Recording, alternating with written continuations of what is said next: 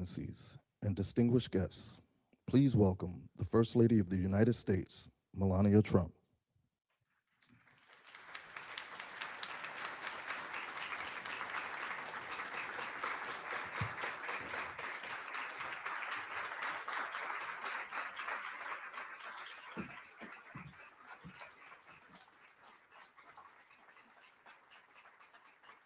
Good morning, Ambassador Crowley, Ambassador Waltz, Secretary McMahon, Deputy Secretary Landau, Director Crastius, Chairman Ferguson, Special Envoy for the Best Future Generations, Charles Harder. Thank you all for being champions, for fostering the future together. It is wonderful to receive such an impressive delegation of world leaders, first spouses, and be best in class tech companies, all with a shared purpose to empower our next generations, advancement in technology and education. Welcome, Albania, Antigua and Barbuda, Aruba, Bosnia and Herzegovina, Bangladesh, Belize, and Bolivia. It is my distinct honor to have Burundi, Cabo Verde, Congo, Costa Rica, Dominican Republic, Ecuador, Equatorial Guinea, Estonia, France, Gambia, Georgia, Ghana, and Guatemala here in Washington, D.C. Greetings, Israel, Kenya, Kosovo, Lithuania, Malta, Malawi, Montenegro, Morocco, Nigeria, North Macedonia, Palau, Panama, and of course, Paraguay. Hello, Poland, Romania, Senegal, Serbia, Seychelles, Sierra Leone, Slovenia, St. Kitts and Nevis, Ukraine, and UAE. As people, we dream. As leaders, we progress. As nations, we will build. Beginning today, let's accelerate our new global alliance, this bond, to positively impact the progress of our children. Welcome, members, to the inaugural meeting of Fostering the Future Together. Our coalition's mission is to empower children by providing greater access to technology and education. This is a historic moment in time. Our key driver, to cultivate the skills young people need to be successful in this rapidly evolving world. Fostering the future together will achieve this by creating innovative learning programs, advocating for supportive education policies, sponsoring new tech-focused legislation, and building strong partnerships between the public and private sectors. Each of you has a vital role to play in shaping the tech ed opportunities for the next generation. Fostering the Future Together's collaborative platform will serve as a capability multiplier for members. This added benefit is derived directly from our coalition's foundational elements: AI, education, and global leadership. Our shared vision prioritizes children above political philosophy, geographical borders, and local prejudices.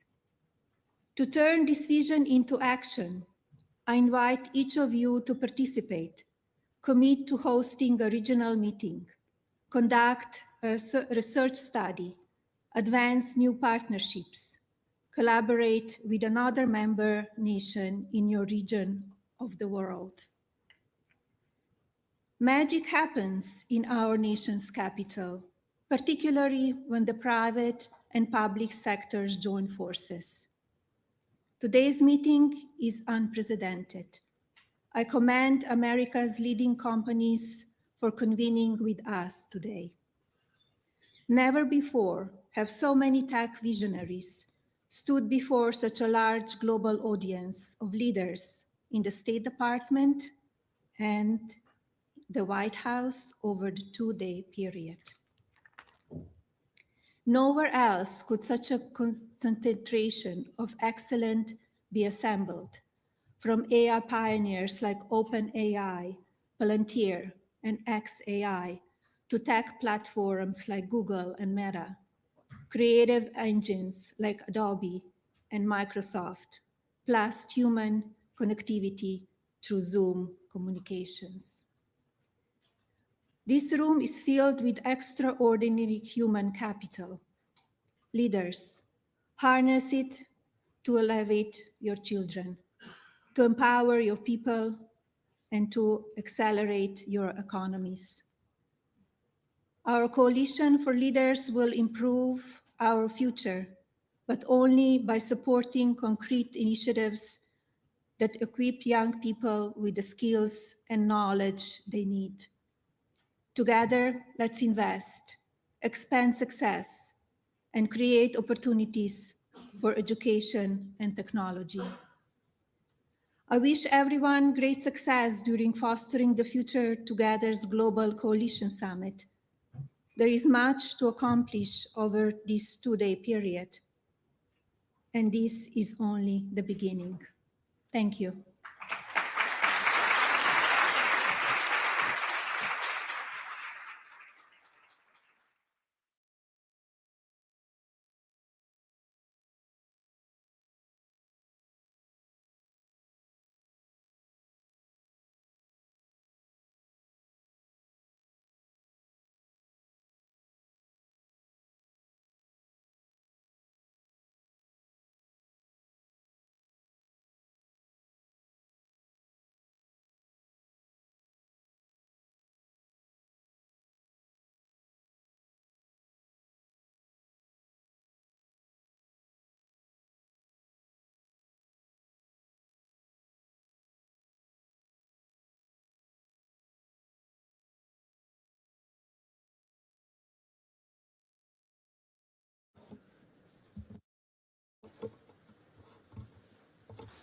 Well, good morning. Good morning, Your Excellencies. I am Ambassador Monica Crowley, Chief of Protocol of the United States, and it is such an honor and a delight for me to join you here today in this incredibly important initiative launched by the First Lady of the United States, Mrs. Melania Trump. We're so honored to be joined by first spouses, distinguished guests, and industry leaders here at the United States Department of State. What a delight to hear those opening remarks from our First Lady, Melania Trump, who has gathered us all here today under the auspices of her visionary Fostering the Future Together initiative. We now look forward to hearing from all of you as we kick off our working session. The working session will be divided into 4 different topics: artificial intelligence in education, EdTech tools, digital literacy and skills, and safety and protection online. We have allotted 20 to 40 minutes for each discussion. Your moderators will be senior U.S. government officials who possess leadership and expertise in today's subject matter.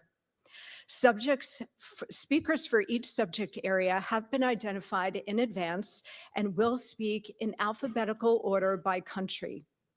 If there is a balance of time, we will move to brief 1-minute interventions at the moderator's discretion. Finally, please make yourselves comfortable here today. Do not hesitate to take a short break. If you are required to at any point, staff is available outside to escort you to where you may need to go. I'm now very pleased to kick off this morning's session by welcoming Director of White House Office of Science and Technology Policy, Mr. Michael Kratsios, to introduce and moderate our first topic. Michael.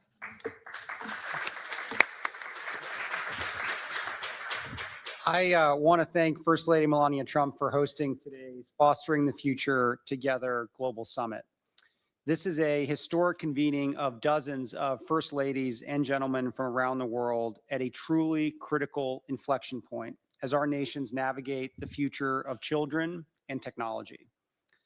As a President's National Science and Technology Advisor, I work closely with the First Lady and administration leaders here today on policies to ensure America's children can thrive in the digital age.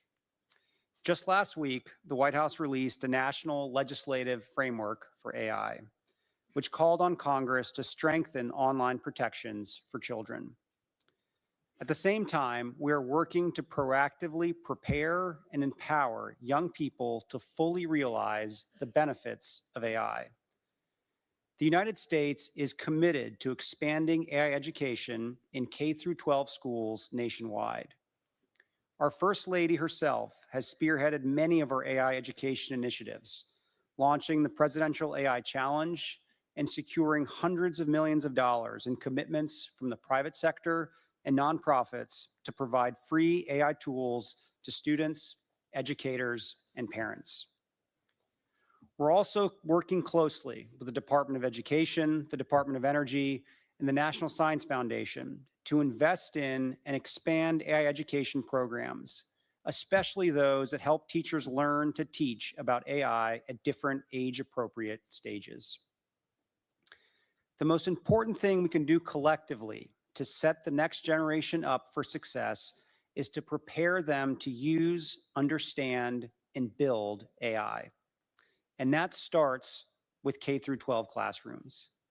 Every student should learn basic foundational knowledge about AI, what algorithms are, how machine learning works, what technology is good for, and what is it that their limitations are. Teaching about AI in K-12 isn't only about inspiring future STEM leaders. Every career path will use AI as a tool in some way. So every child should be able to fully take advantage of AI applications with confidence and with responsibility. Recognizing that AI in education is a pressing issue all around the world, we very much look forward to the robust discussion and insights that will take place today. Thank you.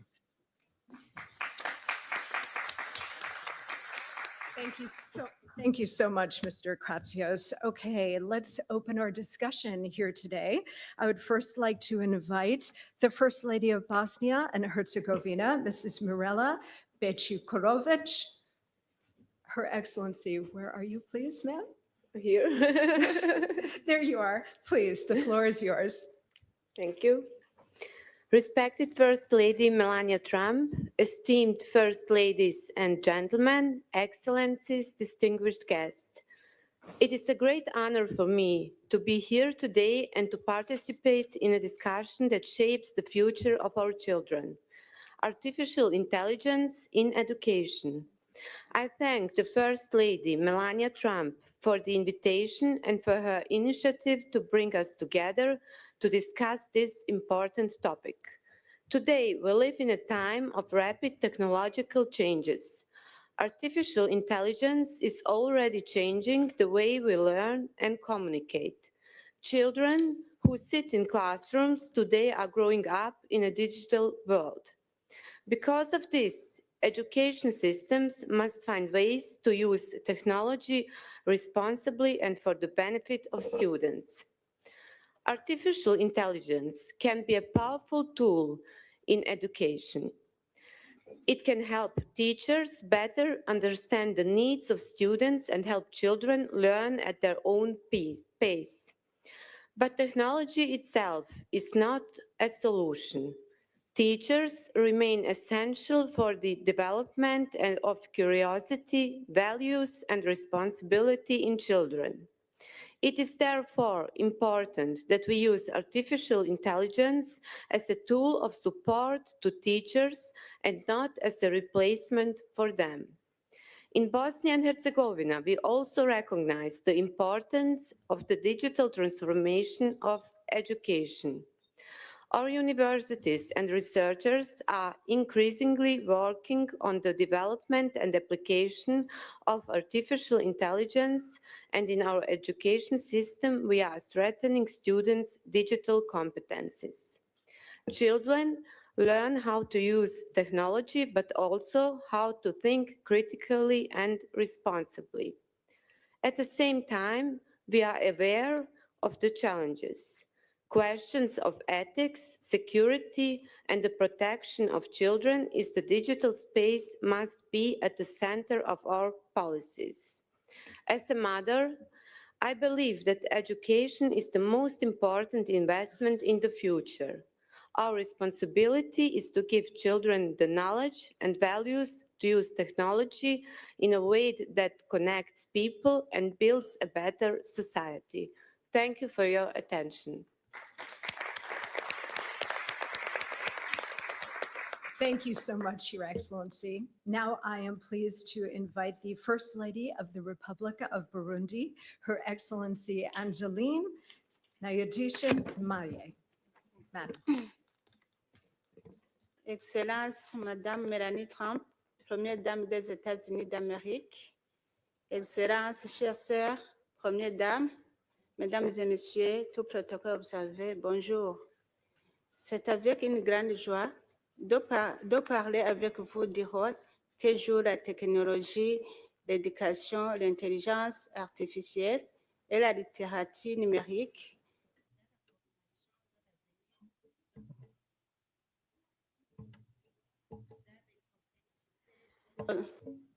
We're living in the complexity of our world that is evolving. It's important to recognize the transforming power of digital tools. In addition, including artificial intelligence in education can be of great benefit. It can customize learning by adapting to the individual needs of students. It can also help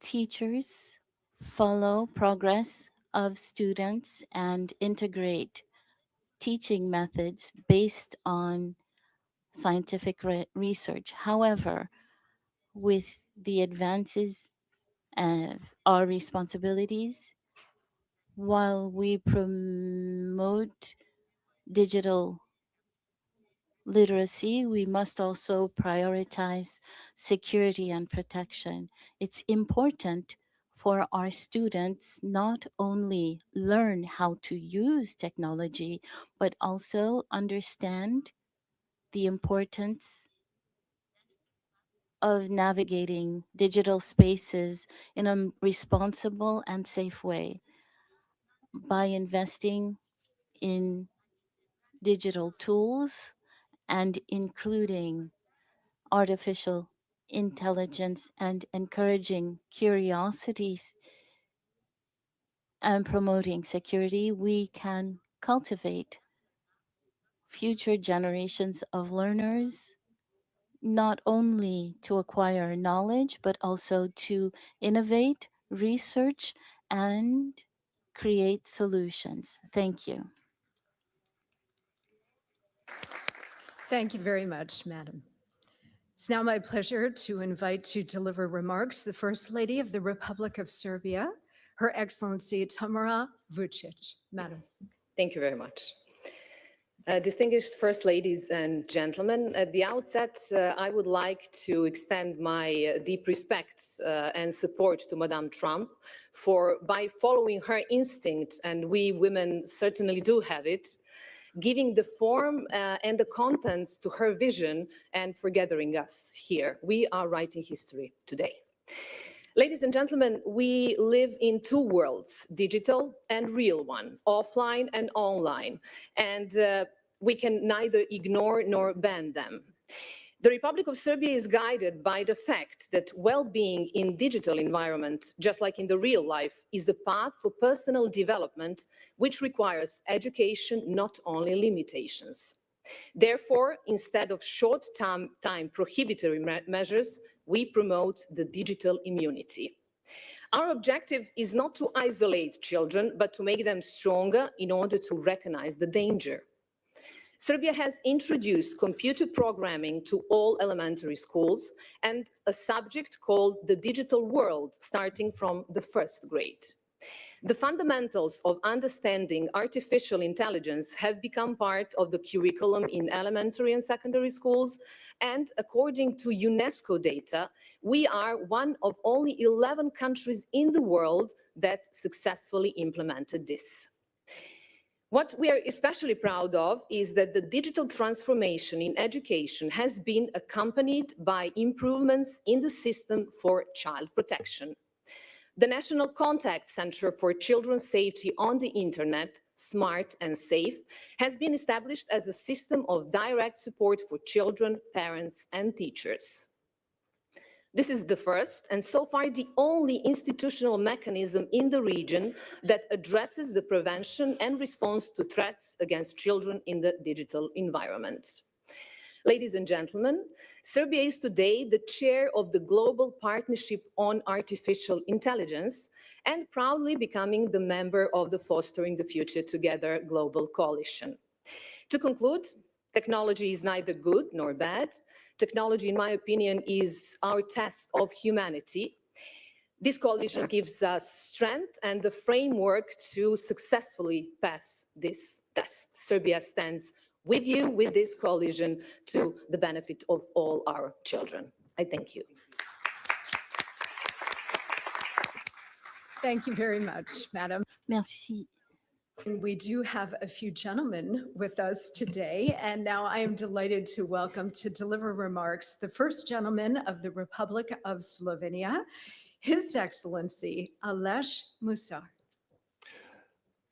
Spoštovana prva dama ZDA, distinguished First Lady of the United States, dear colleagues and friends. When a high school professor of chemistry requested that all of us should, by the end of the month, have calculators, it was met with astonishment and even outcry among some of our parents. For centuries, everyone made calculations by hand. Why should we change this venerable practice? It will leave more time for chemistry, argued my professor. Your children will get better education. This little episode happened in 1980. Since then, we have witnessed and experienced many technological advances, changing our teaching methods and educational systems. Word processors, spreadsheets, presentation tools, online databases, and of course, ready availability of any information you can imagine on the internet, anywhere, anytime, with mobile devices. The changes are not embraced immediately. We have seen the pattern of first ignoring, then resisting, and finally incorporating new technology in our curricula and teaching by solving an eternal dilemma: how to convert something that is seen as a tool for cheating into an educational tool. We are struggling with that in Slovenia. With plenty of great private initiatives, curriculum is lagging behind, and I hope this coalition will help us embrace change faster, because we are now on the brink of the most profound change we have ever seen. Artificial intelligence brings into education both amazing opportunities and significant challenges.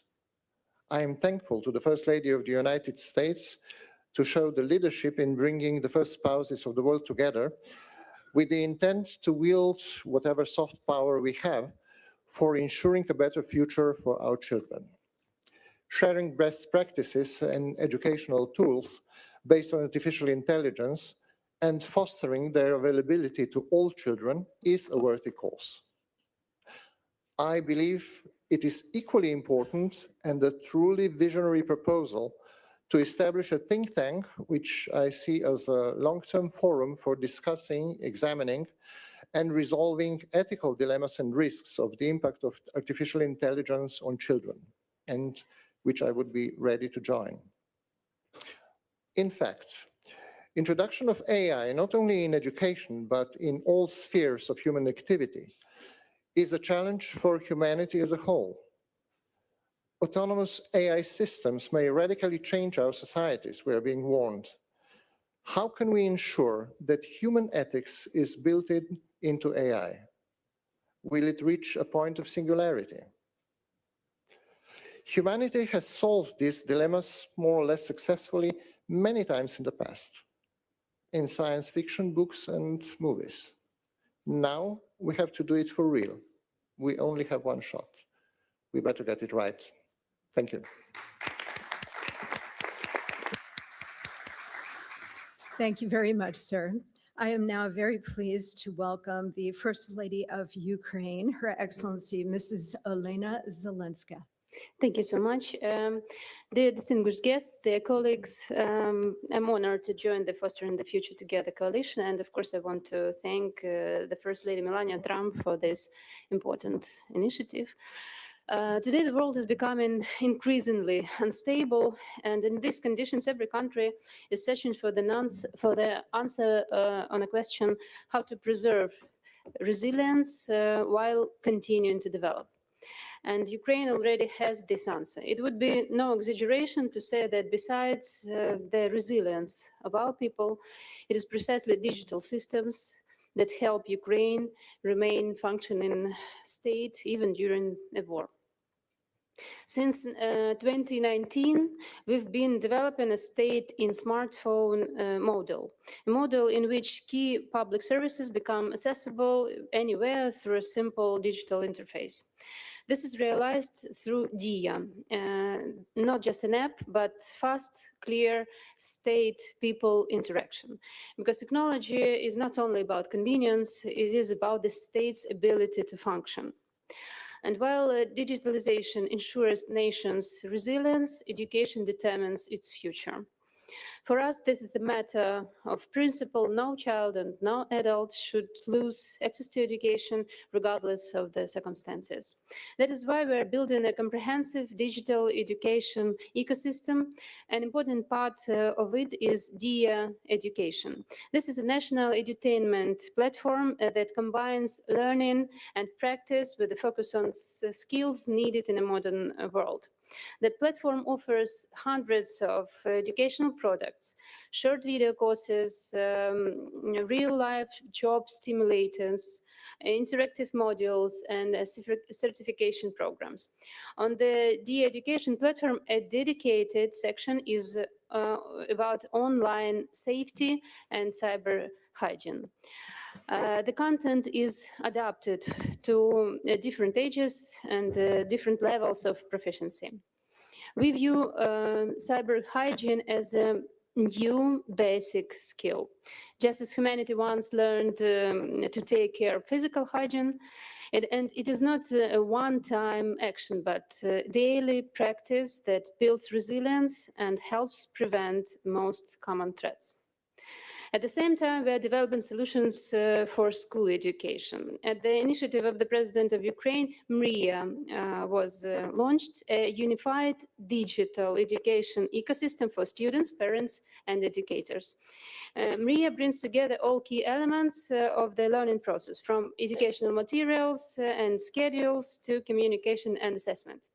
For students, it offers the opportunity to learn in a convenient format, track their own progress. For parents, it provides visibility into their child's learning progress and enables them to stay engaged in the process. For teachers, it allows for better planning and reducing administrative workload, but most importantly, it represents a shift in approach. Education is no longer one size fits all. It is gradually, gradually becoming flexible and capable of adapting the needs of each child. Nearly 3,000 schools from all regions of Ukraine are already connected to MRIA, every fourth educational institution in the country. This year, we plan to connect around 7,000 educational institutions and increase the number of users to 1.5 million. In 2026, the pilot of MRIA preschool it will begin in 6 regions of Ukraine. So we adapt that platform to the needs of the youngest users and make the system truly continuous from the kindergarten to school. And we're already looking forward. In ahead. In 2025, Ukraine launched a National Center for Artificial Intelligence Development, the Win-Win AI Center of Excellence, which is working on integrating AI into key sectors of the state, including education. Ukraine commits to further investment in digital infrastructure, education technologies, and AI-enabled learning to prepare the next generation to thrive in a digital age.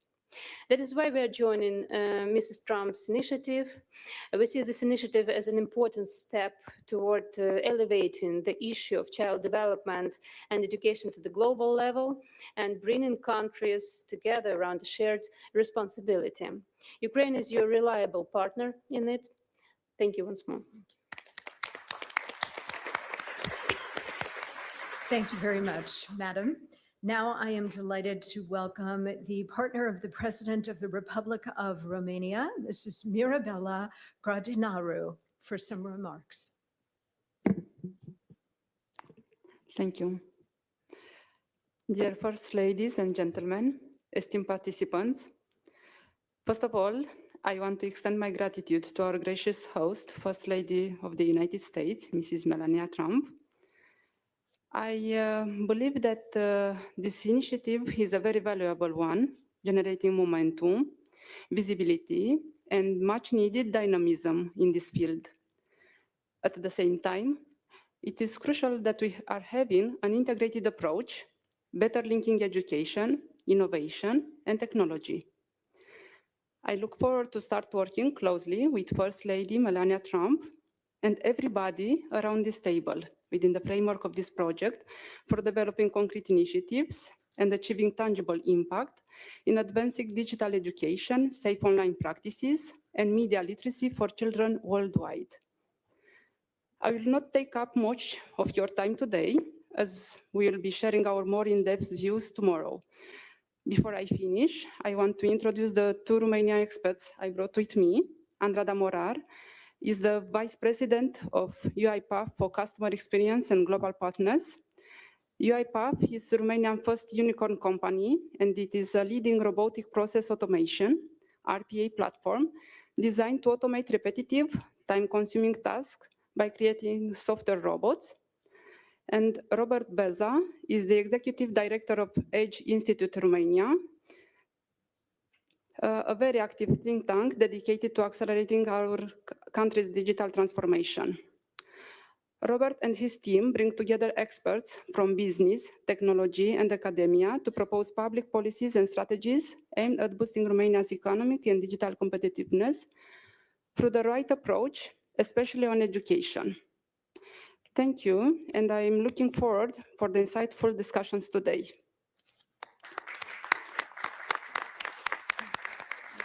Thank you very much, Madam. Now I'd like to invite the First Lady of the Republic of Estonia, Mrs. Sirje Karas.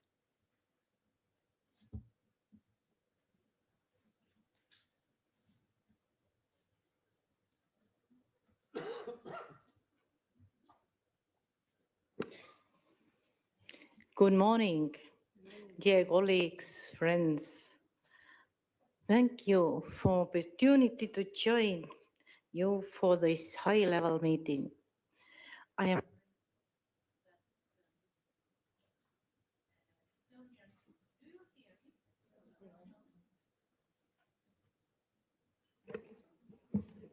Maybe you can. No. Okay. I got very. Yes, now we can hear I you. got very good friend here. Thank you. I am grateful that Estonia's experience can be shared in this coalition. Launched under the leadership of the First Lady of the United States, this format is important because it creates space to talk about children's well-being while balancing innovation with responsibility. Education shapes a person's life and well-being more than anything else. It influences future opportunities, health, and a sense of belongings. That is why quality education matters so deeply to every society. Today, education is increasingly digital. My country, Estonia, underwent a major societal digital transformation in the mid-1990s, known as the Tiger Leap. This created a strong foundation for the leap we are now making, the AI leap. From Estonians' perspective, AI in education is an issue we must address now. Artificial intelligence is already part of our children's everyday reality. So we have to chosen to guide these developments rather than simply react to them. That is the purpose of Estonians' AI Leap in education. It is a national program that helps schools use AI to improve learning, support teachers, and keep students safe. It combines an educationally adapted learning tool with teacher training, and it is backed by research. So decisions are grounded in evidence. Teacher support is essential. With teachers' guidance, students can become responsible AI users who learn with these tools rather than relying on them for quick answers. We also take risks seriously. Harmful content, deepfakes, data protection, and the impact on mental well-being. That is why we focus on safety by design, clear rules, and careful evaluation. So we learn what truly benefits children and what does not. This brings me to a wider point. The choices we make in education and technology connect naturally to children's rights and to emerging frameworks for AI governance. We want to build a bridge between classroom practice and these global principles, and we will use every international forum available to strengthen the protection of children in the digital world. This includes our current roles as a member of the United Nations Human Rights Council and as a co-chair, together with El Salvador, of the United Nations Global Dialogue on AI governance. In 2026, Estonia is also honored to serve as a chair of the Executive Board of UNICEF. We aim to convene a special session of the Executive Board on innovation in education. We wish to raise awareness of the opportunities that technology offers to make education more accessible for children, as well as the need to ensure these technologies are safe and secure. Thank you for your commitment to children, to learning, and to a safe future in the digital age. Thank you, everybody. Thank you. Thank you, Madam. Now I'd like to invite the First Lady of the Republic of Costa Rica, Her Excellency Signe Zeitkete. Good morning. Welcome. Signe Zeitkete. First Lady Melania Trump, Excellencies and fellow First Spouses. Thank you for bringing us together, and thank you also for coming together. This coalition matters. It matters because the digital world is no longer a separate place where our children go. As the First Lady of Estonia mentioned, It is the environment in which our children live, environment that shapes their minds every day and in real time. Artificial intelligence is already in their phones, it is in their homework, it is in the very question they ask about the world. As we gather here today for the initiative Fostering Future Together, the question before us is simple yet profound. Will we guide them, or will we leave them to navigate this frontier alone? In Costa Rica, we chose to act early. In 2024, we launched our National Artificial Intelligence Strategy, and this is the first of its kind in Central America.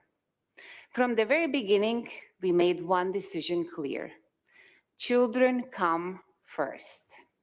And this is not a technical issue for us. It is a public responsibility.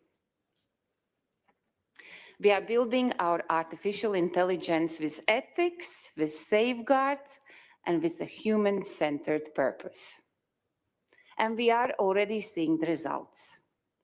Today, over half of our teachers using artificial intelligence to support students with special needs or spark innovation, and this is a rate well above the OECD average. To ensure that our teachers are never left behind, we also created one of the world's first national artificial intelligence guide for educators. This guide ensures that technology serves as a partner that automates routine tasks, giving our teachers back time they need for what matters. And this is socio-emotional support of our students. We are also providing that innovation has no borders. In Costa Rica, internet access is a constitutional right. And we have reduced the digital divide in vulnerable communities by 22 percentage points. Through our Hummingbird project, we are bringing artificial intelligence-driven literacy to our most remote one-teacher schools in the mountains and coasts, ensuring that a child's zip code never defines their digital destiny. But let us to be clear, access without safety is not progress, it is exposure. When technology arrives before guidance, we see confusion and misuse. That is why we are strengthening our laws against digital grooming and bolstering cybersecurity. Innovation must never come at the cost of child's dignity and security. Excellencies, this coalition gives us a rare opportunity to move from isolated efforts to shared global principles. And we must shape it together with intention and with the belief that every child, everywhere, deserves a future where technology expands their potential without ever diminishing their humanity. Thank you very much. Thank you so much, Madam. For our final speaker on artificial intelligence in education, I would like to invite the First Lady of Georgia, Ms. Tamar Bagratoni, please.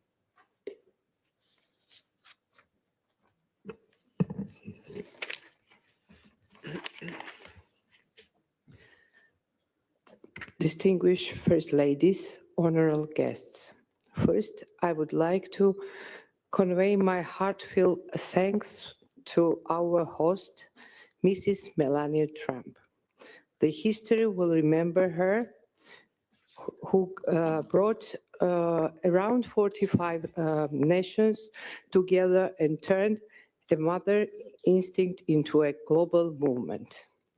I represent the nation with a history stretching 3,000 years. Georgia, a country was once ruled by Queen Tamar, the first ever woman royalty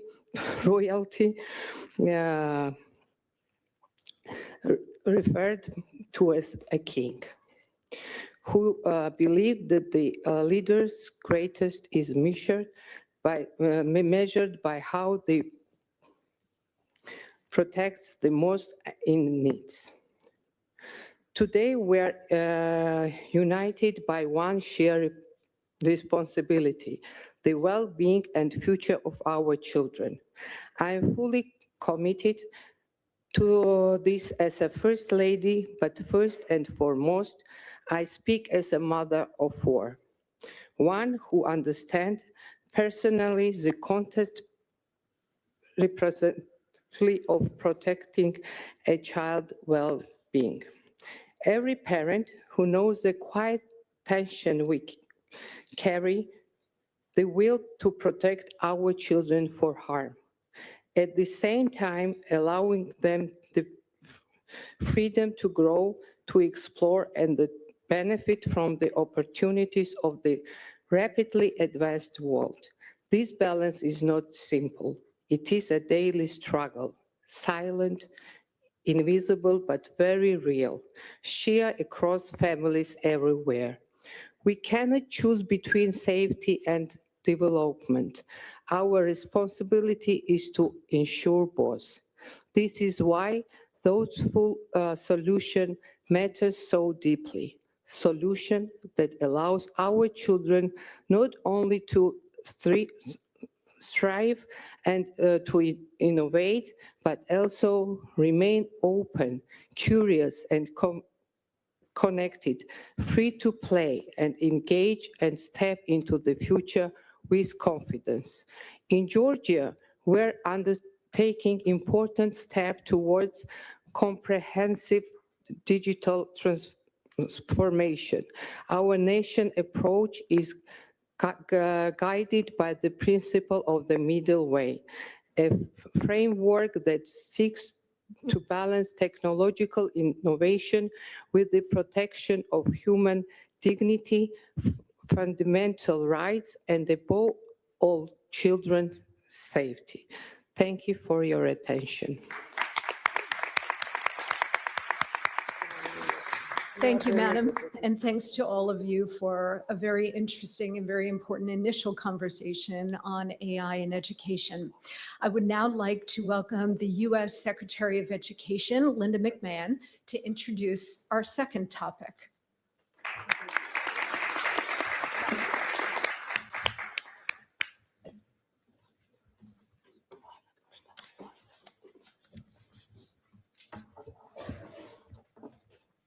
Good morning, everyone. It's indeed a pleasure to be here with you. Thank you, Ambassador, for having me this morning.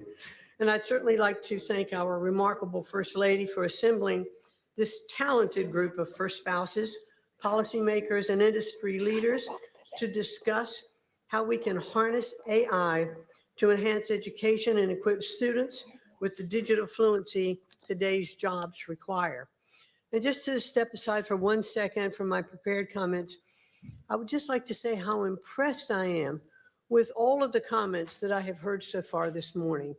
The sharing of the thoughts of mothers, of leaders of countries who bring their passion for not only their own children, but the children of their countries. So I welcome those remarks. I am so grateful to hear this and for all of us to understand that there is no one size fits all, and that as we all are in our respective countries and communities and industries, thank you all for this devotion and commitment to not only embracing AI, but to also understanding its use as a tool, but that it must have guardrails so that our children are protected and can benefit from the greatest aspect of embracing this technology. So thank you for that. Artificial intelligence is a technological leap on par with the invention of the printing press and the rise of the internet. It is no longer just a transformative technology, but a foundational one that is already shaping the world around us. In education especially, it can serve as a powerful equalizer, opening doors of opportunity for students and expanding access to quality learning. And I've seen this firsthand in my 50-state tour while visiting the Alpha School in Austin, Texas, where each student has an individual AI tutor for the first 2 hours of the day that can identify their individual needs and help remediate their lagging learning spots. The genius of the Alpha School is how an AI-supported, customized learning path is guided by a teacher to personalize support for each student, to help students explore their life goals and to teach them the skills necessary to achieve them. As a result, their students are mastering material at a pace over 2 times faster than national benchmarks. Seeing models like this of success around the country demonstrates why the responsible integration of AI in our classrooms has been a top priority of mine as the Secretary of Education. We have already dedicated millions of dollars in grants to support projects that use AI to bolster student access and success. And we are proud to support the First Lady's Presidential AI Challenge, which has inspired citizens to submit AI proposals and technologies that solve problems in their communities. But this is only the beginning. Under the First Lady's leadership, today's discussions will help us envision a set of best practices for AI in education worldwide. Together, we can show how proper use of EdTech tools, including digital assessment programs, immersive simulations, and adaptive learning systems, can be an enhancement to, not as a replacement for, human-centered classroom instruction, while simultaneously equipping students with the digital literacy they will need throughout their lives. And if we're able to scale these resources effectively by investing in AI infrastructure and training, we can offer expert instruction across countless fields to higher volumes of people at a fraction of the cost.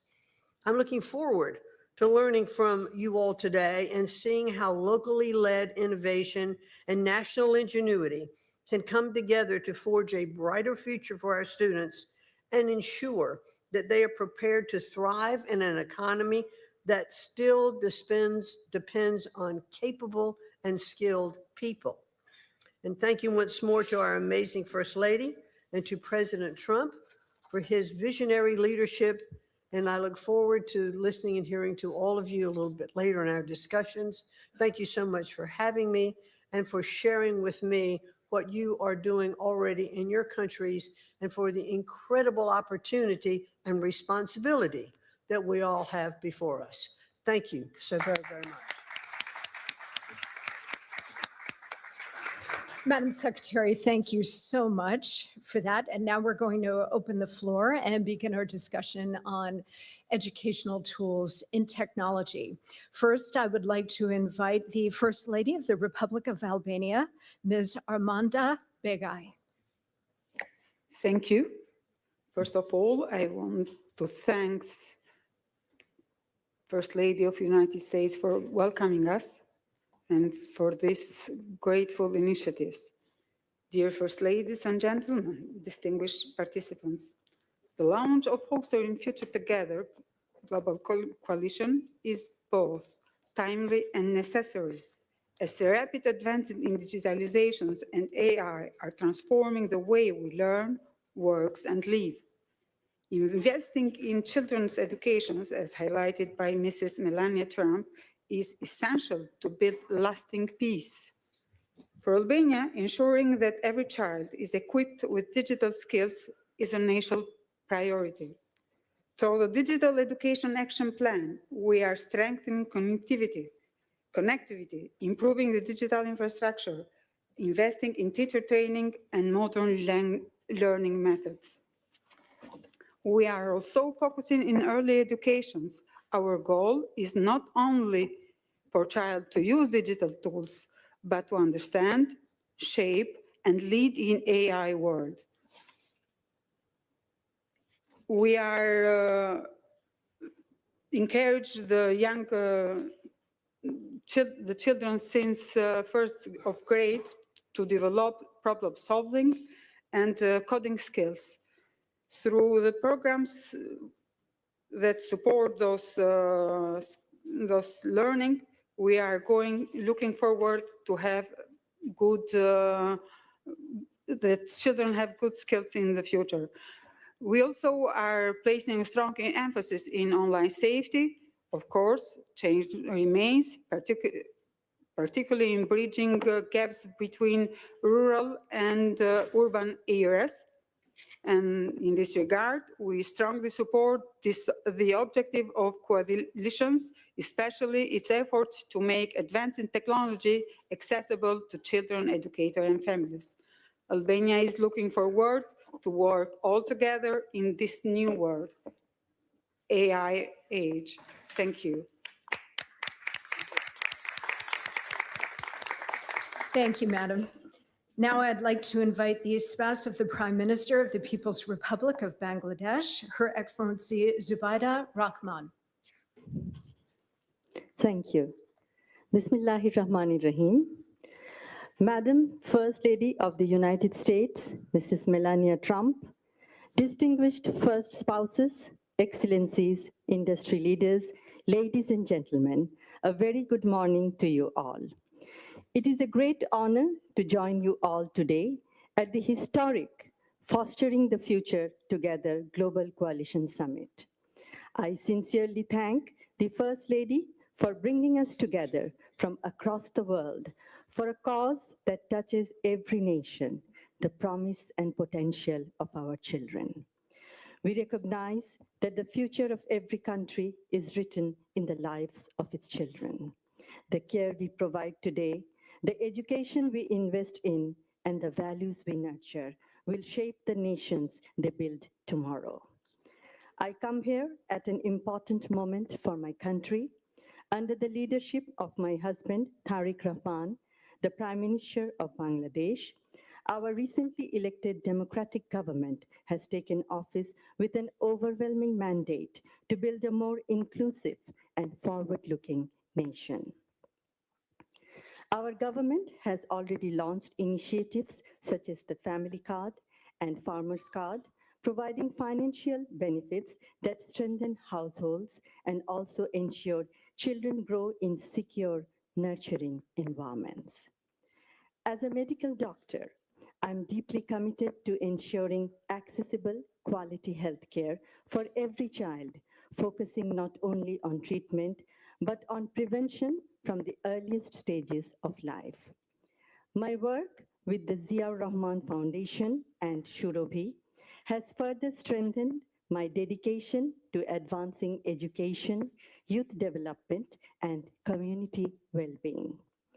We believe that responsible use of artificial intelligence can transform education, especially in countries like Bangladesh, where access to trained teachers and resources remain uneven.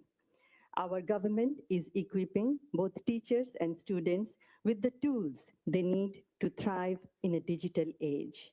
Our government is providing teachers with tablet computers, updating teaching materials, digital curricula, and innovative methods. Classrooms are evolving to include multimedia contents, encouraging teamwork, creativity, and moral development. Technology, particularly EdTech, plays a central role in reducing disparities between urban and rural communities. At the same time, we are committed to ensuring the safe and ethical use of these tools so that children grow in secure and supportive environments. Bangladesh has a strong legacy in empowering women.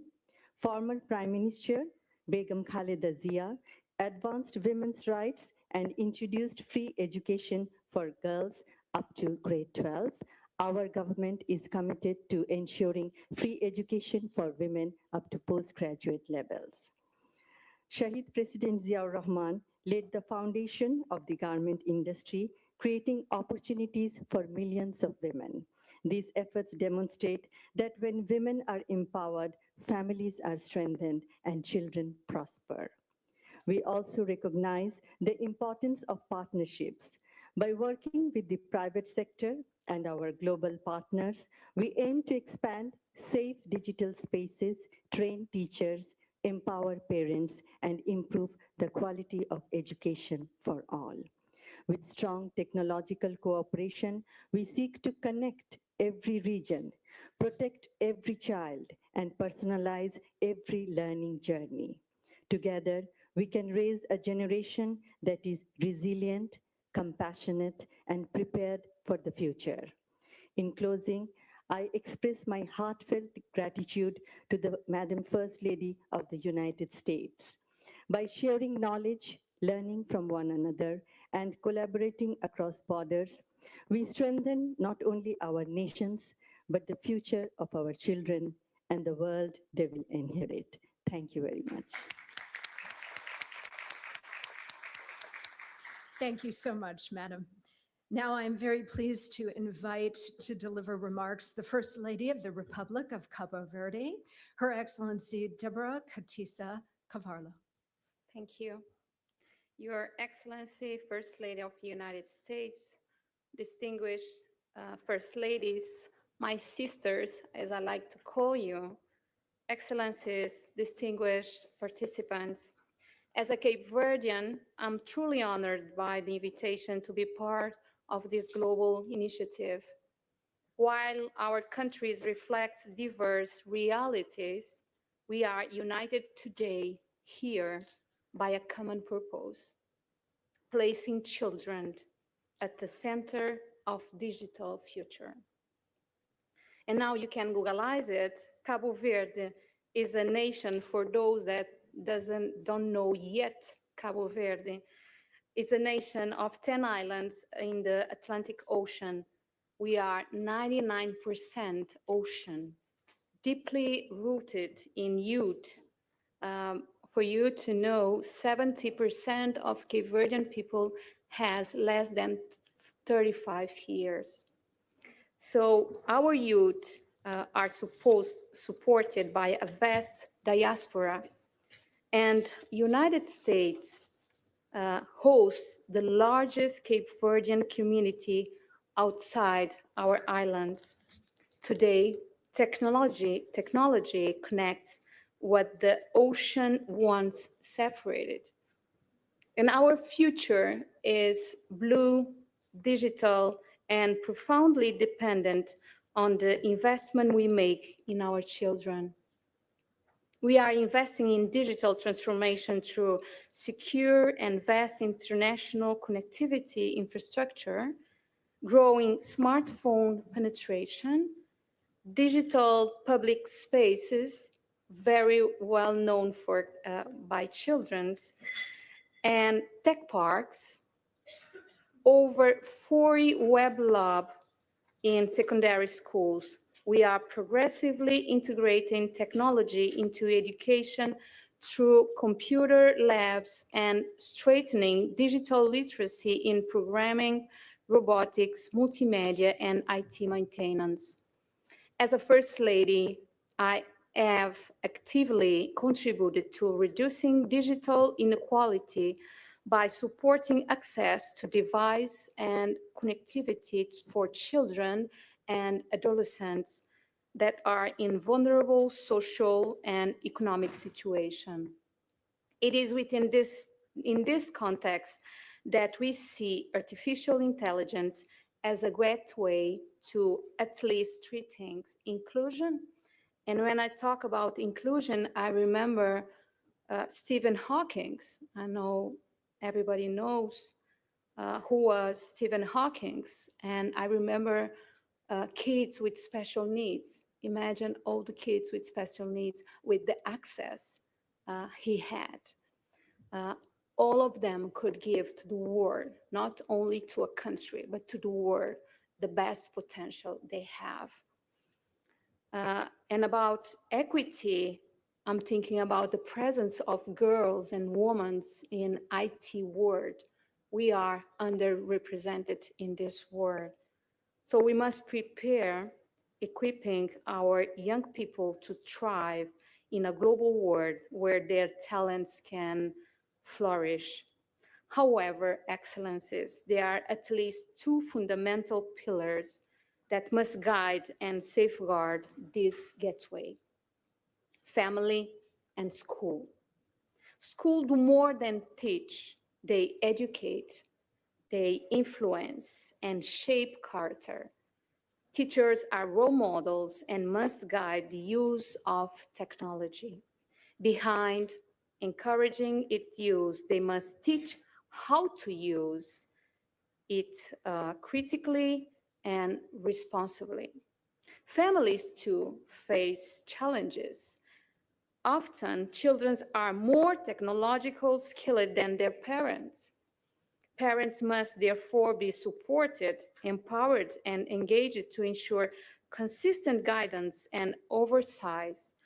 In past, danger was in the street. At my time, when I was a kid, the danger was at the street. But today, it may be inside the home, just one click away. An integrated approach is essential. Includes digital education, stronger online protection, and greater accountability of technology platforms. Because every child matters and no country can face the challenges of the digital age alone. We are committed to working with all of you to ensure that our children become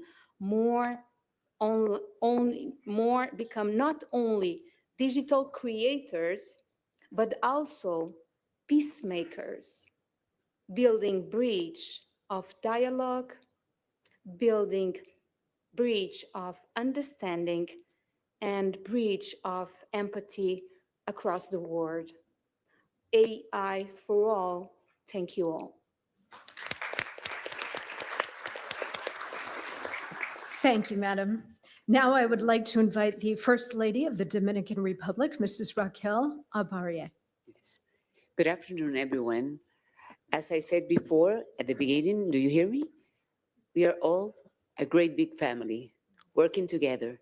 So please allow me to speak in Spanish, which is my, if you would like to be so kind, it's Channel 9 in Spanish. Permítame iniciar saludando. Let me begin by commending on behalf of the Dominican Republic and my own name, the very valuable work and initiative of First Lady Melania Trump to convene this First Ladies to participate in this global coalition, Building the Future Together, with a aim of promoting all of our children through education. Today, we are facing a combined challenge. In the Dominican Republic, we have taken on this challenge as an opportunity to transform our educational system. In recent years, we have moved from a system based on memory and memorization to one that is based on skills, that focuses on know-how. We are seeking to create students who are capable of critical thinking, to resolve issues and problems. That is to say, problem-solving oriented in a world that is changing every day. Teachers, la tecnología juega un papel fundamental. Technology plays a key role in this process. Today, it is an ongoing aspect, and it is part of everything that we are doing. It is cross-cutting in this regard, and we are training our teachers. We need to train our teachers, ensuring that technology is a teaching tool that is in its essence effective. As part of our efforts, we have created programs that are focused on understanding ITCs and the 21st century. One example is our educational robotics program, in which over 800,000 students have participated.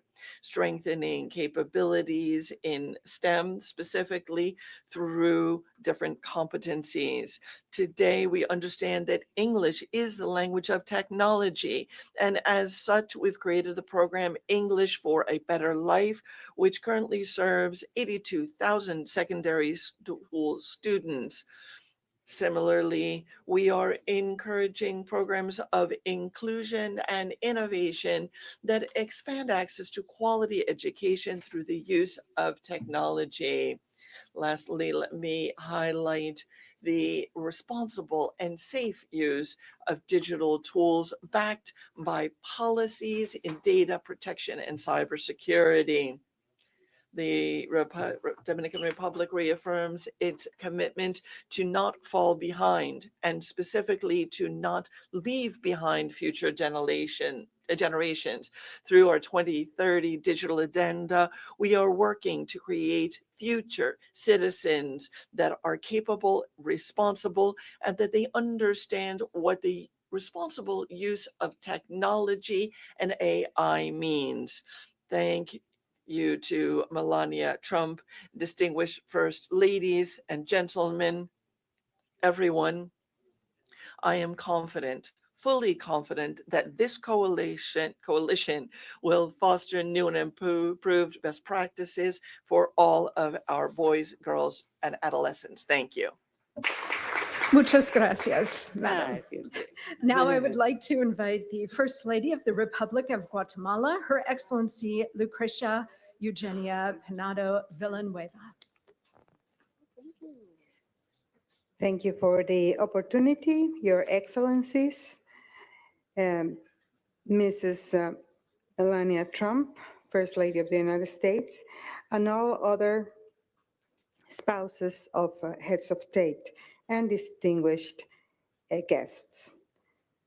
For Guatemala, it is an honor to participate in this initiative, Fostering the Future Together, and reaffirm of our compromise to a shared goal of protection and innovation, as well as education for children. I will also invite you, as we are in the American continent, to please use the adequate channel to listen to the rest of my participation in Spanish. Para Guatemala, For Guatemala, managing the digital transformation as a strategic priority in public policy is one of our priorities. And it is not only a priority, a technological priority, rather it is a priority that is deeply centered on people, on their dignity, and on their rights. Our goal in our country is to train students, teachers, their family, and our communities in general using direct information that is critical, creative, and responsible so that we are ready to face the new era of this new wave of technology. We have a national strategy that consists of 4 pillars. First of all, there is a component of inclusion and cultural belonging, as there are 17 million people in our country, and half of our people live in indigenous communities, mainly of Mayan origin, as well as Garifuna or Afro-Guatemalan and Xinca. We have 22 languages that are spoken in the country, different from Spanish, with 7 to 9 of them being the predominant languages. Therefore, as a multicultural country, we are developing digital content and educational models that reflect our cultural diversity and our linguistic diversity. for both teachers and students so that they are able to use digital tools effectively. We seek to constantly respect our linguistic diversity and the local contexts in which these digital tools are to be implemented. For quite some time now, we have had intercultural bilingual educational programs. What do I mean when I say bilingual? I mean that Spanish may not be the mother tongue of the majority or a good part of our population. Therefore, the new revolution of artificial intelligence and this new phase in the digital era needs to include training in the languages that I mentioned, Maya, Garifuna, and Xinca, whereas digital tools may allow these students and teachers to learn and teach in their own languages and in their own cultural contexts. In addition, we have digital literacy and increased access to digital tools.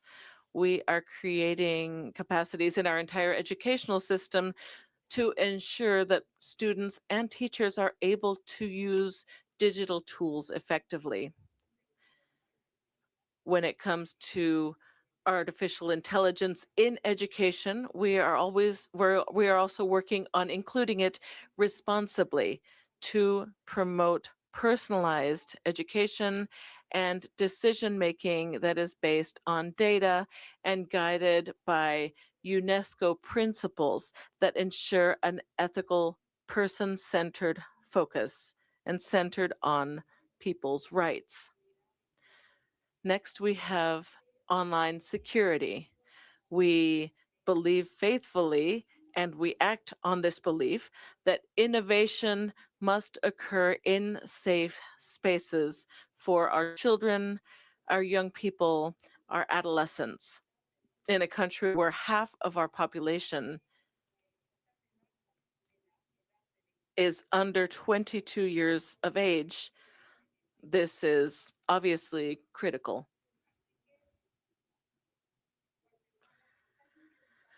Guatemala then is implementing actions at the national level that are coordinated to prevent digital risks. These include strategies led by our Office Against Sexual Violence, Exploitation, and Human Trafficking. We also recognize that this challenge evolves quickly. There are new threats, such as damaging content generated by AI itself, by other encrypted platforms, and transnational exploitation networks. Therefore, we need more coordination at the institutional level. We need to be better able to investigate digital crimes, and we need a more integrated response at the national level. We are committed to that, and that is what we are currently doing. So we strengthen existing platforms to manage prevention and response to these threats. There are digital complaint mechanisms, prevention campaigns, and coordination mechanisms at the interinstitutional level that bring together education, security, and child protection. In closing, I would like to say that for Guatemala, this new digital transformation wave is a means. I'll repeat, it is a means to one of our largest ends, which is to reduce structural inequalities that for decades have held half of our population in levels of poverty and extreme poverty. So we have specific targeted actions so that inequalities do not increase, but rather are reduced during this new era, so that we may expand opportunities, strengthen our human capital, and contribute as well to holistic development. We are therefore committed to this group of leaders who are here today and those who may not be here today as well, so that we may advance and move from fragmented approaches to preventive holistic strategies that are coordinated with all of you and all leaders from different sectors, because education, protection, and innovation must move forward together and ethically, focused on the protection of people. Finally, we would like to reiterate our desire to work with international partners to make sure that technology is a tool of equity, inclusion, sustainable development, and especially that it may protect and empower all children. Thank you very much. Muchas gracias, Madam. Now I would like to invite the First Lady of the Republic of Lithuania, Her Excellency Diana Nausėdienė.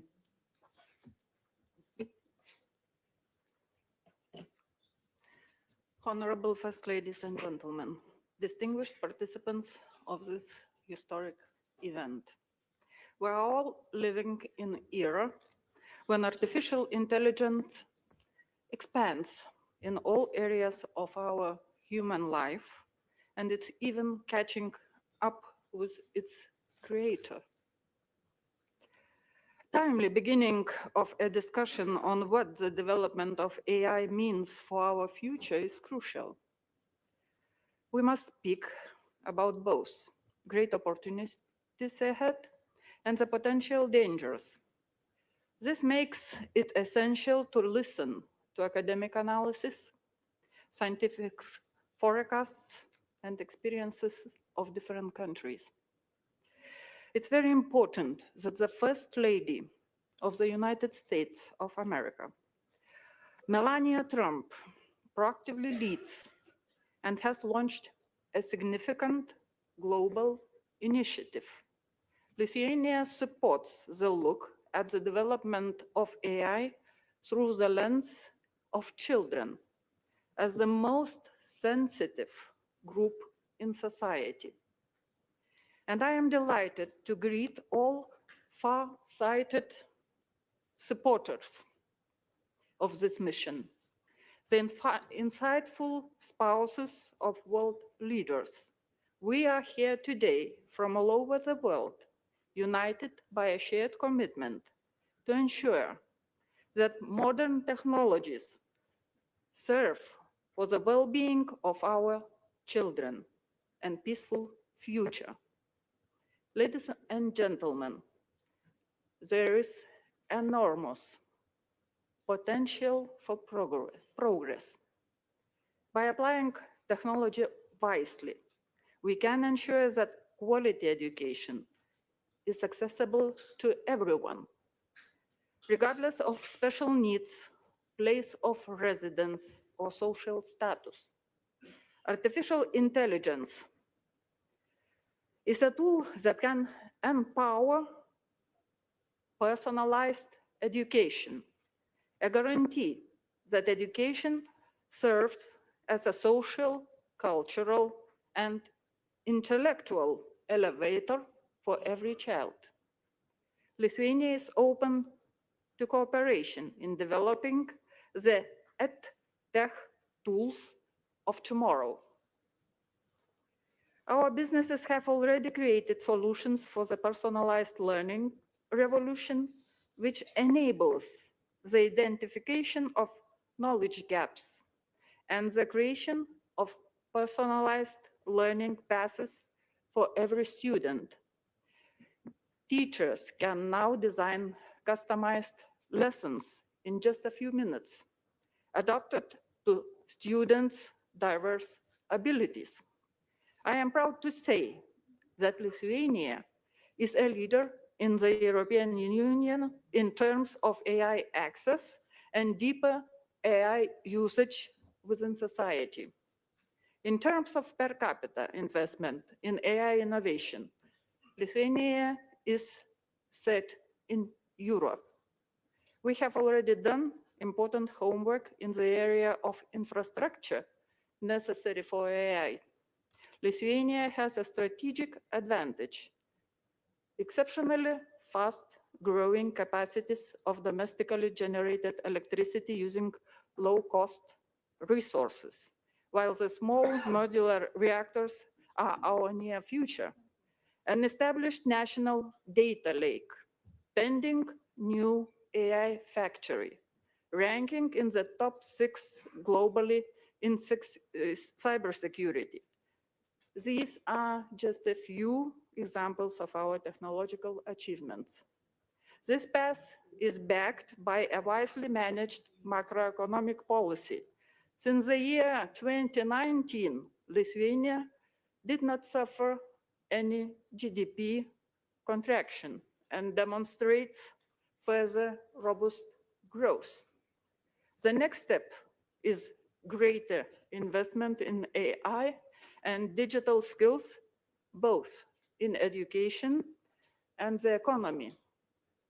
We aim to give every child the opportunity to try their hand at engineering and digital technology. We have 10 regional STEAM centers, developing engineering high schools and fostering robotics. Also, the reality is changing. Teachers remains at the heart of educational system. Humanity will have no future if our educators will teach only technology. We need to install humanistic and ethical values in them. And we, the international community, will be united in seeking to introduce high ethical norms, universal standards, respective safeguards across the globe. Ladies and gentlemen, I would like to once again express gratitude to the First Lady of the United States, Melania Trump, for the strength of this substantial initiative. There is no doubt that the global coalition, timely initiated by the First Lady of the United States, will touch us all, the world, and help us protect our children and properly meet the challenges of the future. I can assure you, Lithuania will be an active and socially responsible participant in the global coalition. Thank you. Thank you very much, Madam. Now I'm pleased to introduce the First Lady of the Federation of St. Kitts and Nevis to deliver remarks, Mrs. Diani Prince-Drew. Excellencies, when we speak about the future of our children, we are really speaking about the world we are preparing them to step into, one that is rapidly changing, shaped by technology, innovation, and new ways of learning.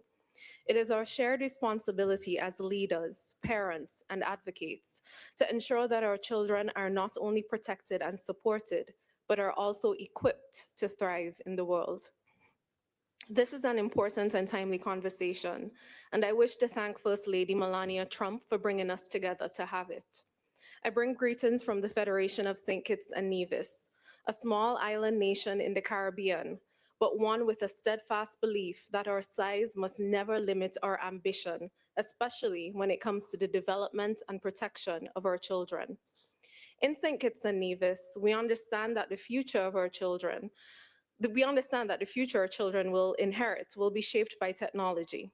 For this reason, our government has made deliberate investments to ensure that our young people are not just consumers of technology, but creators, innovators, and responsible digital citizens.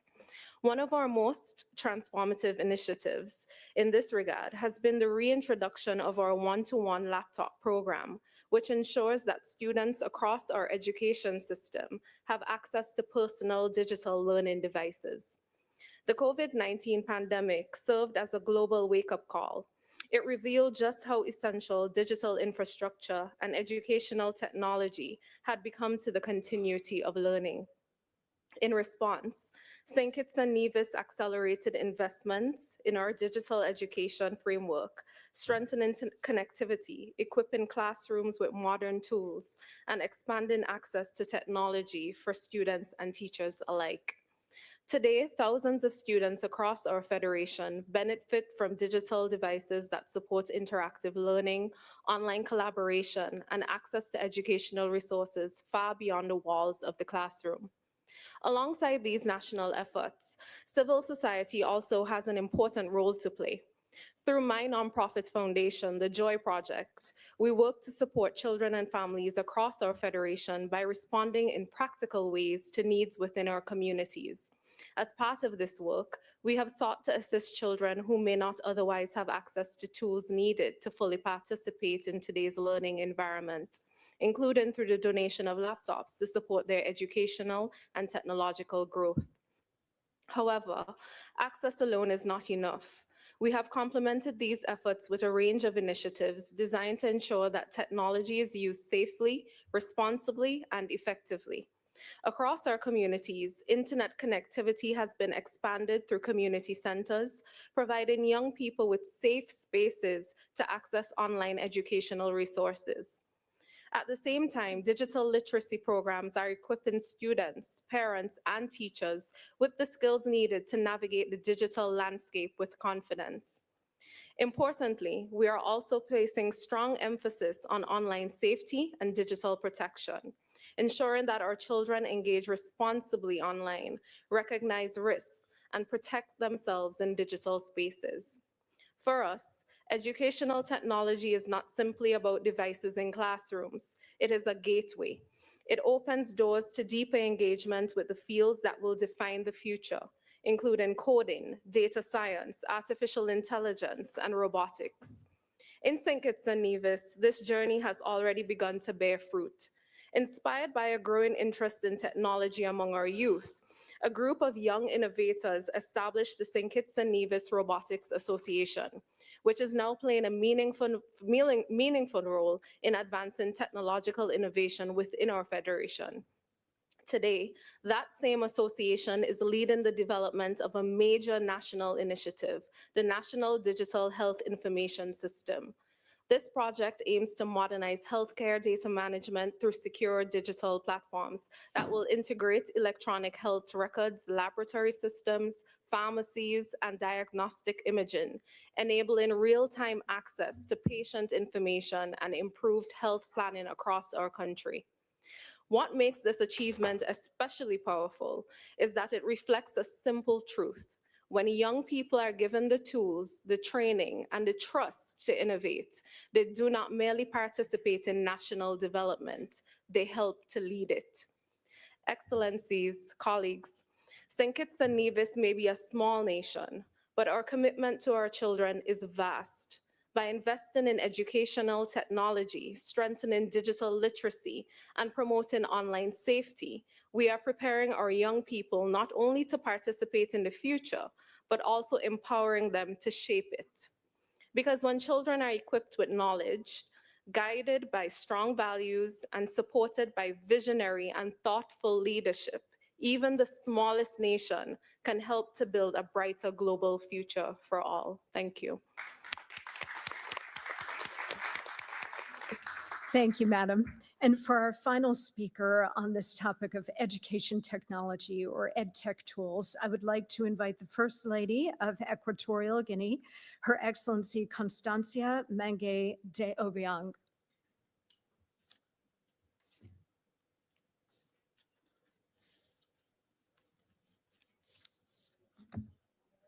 Melania Trump, Primera Dama de los Estados Unidos. First Lady of the United States, ladies and gentlemen, it is for me an honor to participate in this summit on fostering the future together. And I would like to firstly thank Her Excellency Melania Trump, First Lady of the United States, for promoting this initiative and for bringing us here together to share our perspectives on a common challenge, that is ensuring that our children grow up in an environment that is capable of grappling with the challenges of the 21st century.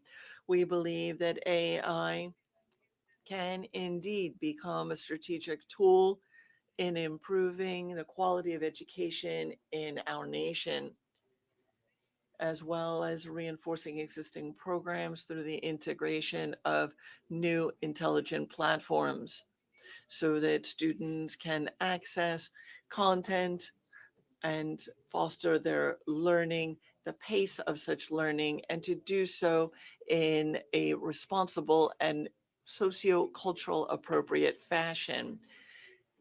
Equatorial Guinea is committed to the use of these new tools in education. We are convinced that working together, we can build a better future so that our children can enjoy the tools needed to learn, grow, and contribute to the development of our societies and an increasingly better world. Let me conclude by noting that our children are our future. All scientific and theological ideas have come to fruition as children have grown and become adults. This progress and process will continue and will certainly benefit current and all future generations. Thank you very much. Very much, Madam, and thanks to all of you for that very important and interesting conversation about education technology. Now, I'm very pleased to welcome my friend and colleague, Deputy Secretary of State Christopher Landau, to introduce our third subject. Thank you. Thank you very much, Monica, and I want to thank our First Lady for organizing this. It's amazing to see this incredible group of delegations here. Welcome to all of you. Bienvenidas, bienvenue, bem-vindas. That's all the languages I have for the moment. Thank you. De nada. This is very exciting, you know, and I'm very happy to have my own wife here, Caroline. Thank you for being here. And our daughter Julia was born on January 10th, 2007, which was a very important week, obviously, for our family, but also for the world, because on January 9th, 2007, the iPhone was announced. So for our daughter's entire life, she has had an iPhone very near to her. We didn't let her actually have an iPhone until she was 12, but believe me, for many years before that, she was already complaining that all the other kids in her class had the iPhone. And as a parent, I'm sure many of you have this experience, you can see what an incredibly powerful tool that is. I mean, we have never put in our children's hands this kind of power before, where they actually have access to all of human knowledge that you can get online. And frankly, that's for good and for ill. There are obviously amazing educational opportunities that come from being tied up to the digital world, but there are obviously some real challenges. So I am so delighted that we have the chance as leaders in our countries, but also as parents and friends to talk about these issues, because artificial intelligence is coming. And we need to understand the implications for that. It's coming to all our countries, the big countries, the little countries. These things don't stop at national borders. So I think this is a very important conversation to have.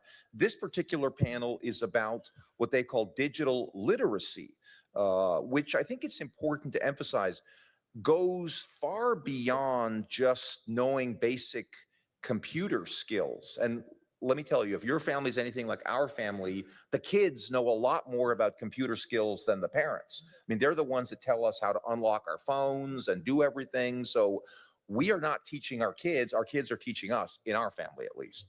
But I think it is important for us as parents, as national leaders, to teach our youth and make sure they are aware of the need to critically evaluate information, because they're getting such a torrent of information coming at them.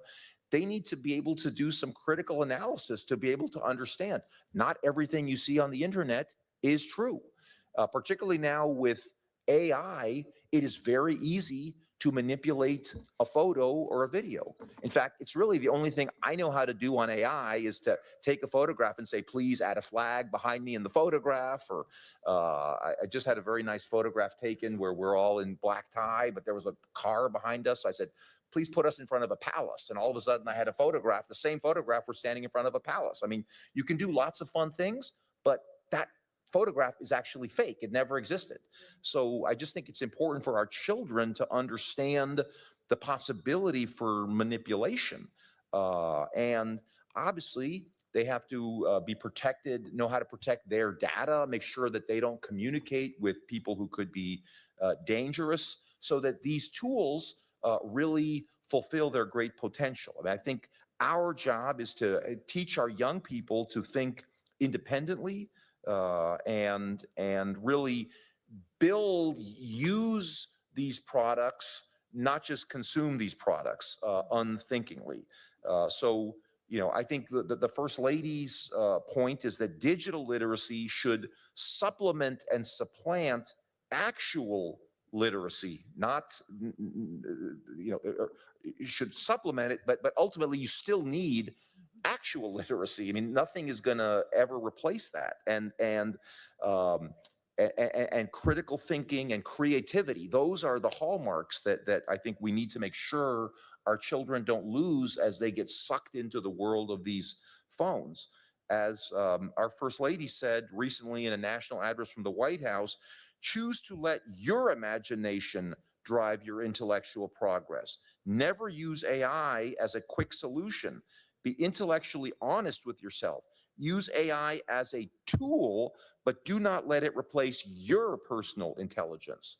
And actually, I read just something the other day that somebody was talking to a very accomplished college student from Stanford. And that student couldn't even finish sentences because he had gotten so used to working with AI that it was a little bit alarming. So again, this is happening in real time. And I think before turning the floor over to our distinguished guests, I want to say that the United States is committed to advancing digital literacy as a cornerstone of our diplomatic and development efforts, working with partners to share best practices and support teacher training. So we're very eager to hear what our distinguished guests have to say in this panel. And I wish, by the way, we could have everyone here. I see we have a number of people who have been slotted to speak. I wish we could have opened this up so that everybody could speak. These are really important issues. And I just want to thank both the speakers and those who are in the audience today for their attendance. Thank you very much. Thank you, Mr. Deputy Secretary. For our first speaker on this topic, I would now like to call on the spouse of the Prime Minister of Belize, Her Excellency Rosana Briceño. Excellencies, distinguished leaders, colleagues, and friends. Allow me to begin by extending my sincere appreciation to the First Lady of the United States, Melania Trump, for convening this dialogue and for ensuring that the well-being of children remains at the center of our global priorities. Belize definitely supports this initiative. Across the world, we are witnessing an unprecedented transformation in how children learn, connect, and grow. In Belize, we strongly believe that investing in children's education and well-being is one of the most powerful ways to build resilient societies. For us, the question is not simply how technology can enhance education, but how it can empower and unlock every child's potential.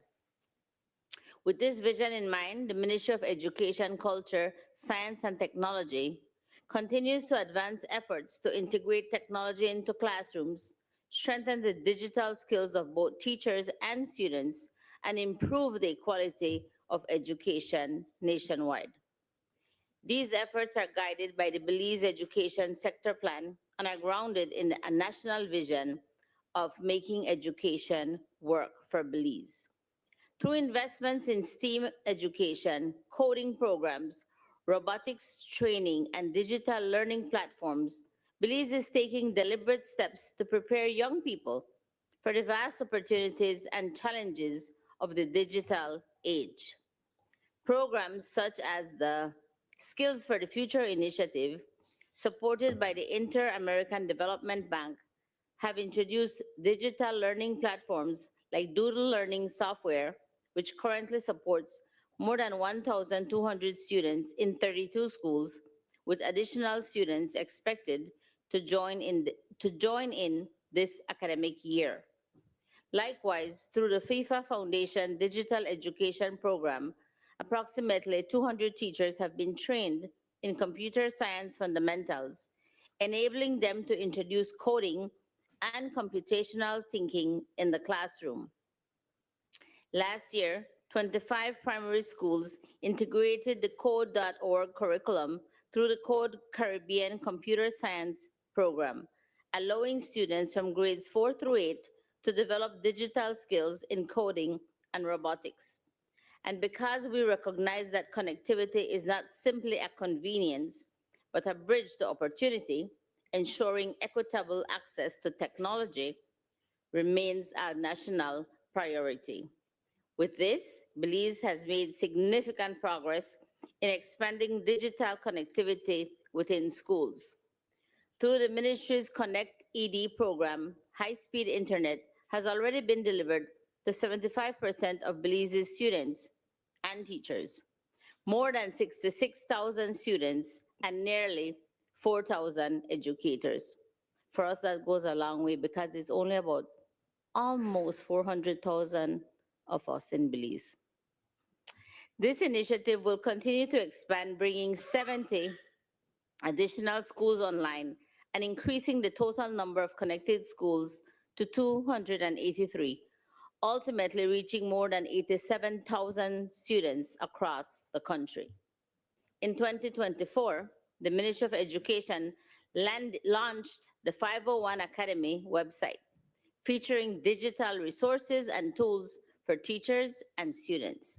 This includes 3 AI chatbots, the 501 Teaching Assistant, the 501 Historian, and the Creole 501 Teaching Assistant. Creole is a dialect that we have in Belize. Instead of saying good morning, we will tell you good morning. So these were designed to integrate artificial intelligence into the classroom and enhance teaching and learning specifically for the Belizean context. Over the past 2 years, the ministry has also distributed over 7,000 Chromebooks to students across more than 165 primary and secondary schools, helping to bridge the digital divide and enabling students to access digital textbooks, learning portals, and educational resources. Beyond the classroom, Belize is also creating spaces where innovation and creativity can flourish. The ministry has launched 7 youth spaces across the country, transforming public spaces into innovation hubs where young people can experiment with technology, develop digital skills, and collaborate on new ideas. These spaces were intentionally designed to be inclusive, welcoming, and child-friendly environments that encourage creativity, curiosity, and lifelong learning. In February of this year, the government of Belize, through the Ministry of E-Governance, inaugurated the Digital Literacy Training for Citizens initiative. This initiative is designed to promote digital inclusion, enhance cybersecurity awareness, and equip Belizeans of all ages with the essential skills required to effectively navigate an increasingly digital landscape. Excellencies, right now, technology is transforming the world our children will inherit. But if we want to truly foster the future together, we must ensure that innovation does not deepen existing inequalities. Ultimately, the future we seek for our children must also be guided by inclusion, responsibility, and compassion. Therefore, when we invest in digital access, we must also invest in digital literacy. When we introduce innovation, we must also ensure safety and protection. And when we create opportunity, we must ensure that no child is left behind. Thank you. Thank you so much, Madam. Now I am pleased to welcome to deliver remarks the First Lady of the Republic of the Gambia, Her Excellency Fatoumata Babaro. Thank you. Excellencies, ladies and gentlemen, good afternoon. It is a pleasure to join you in this inaugural Global Coalition meeting. I extend my sincere appreciation to Her Excellency, Madam Melania Trump, the First Lady of the United States of America, for her leadership in conveying this important dialogue. Today, we address an issue that will define our future, the well-being of our children in a rapidly evolving digital world. Technology is transforming how children learn and connect. For countries like the Gambia, this presents both opportunity and responsibilities. Opportunity to expand access to education and responsibility to ensure digital spaces are safe, inclusive, and empowering. In the Gambia, we view investment in children as central to national development. Education remains the cornerstone of economic growth, poverty reduction, and social stability. Our education reforms focus on equitable access, quality learning, strengthened teacher training, expanded STEM education, and integration of digital tools into classrooms. However, challenges remain including limited infrastructure, qualified teacher shortage, and gap in digital literacy, among others. Innovations such as artificial intelligence offers potential to address these gaps through personalized and scalable learning, provided that they are responsible designed to adapt to the local content and supported by sustained investment. At this time, child online safety must remain a global priority. Children face risks including cyberbullying, exploitation, and misinformation. The Gambia Support Child-Safe Digital Platforms is committed to strengthening our child protection frameworks and calls for collective global actions to safeguard children in a digital space.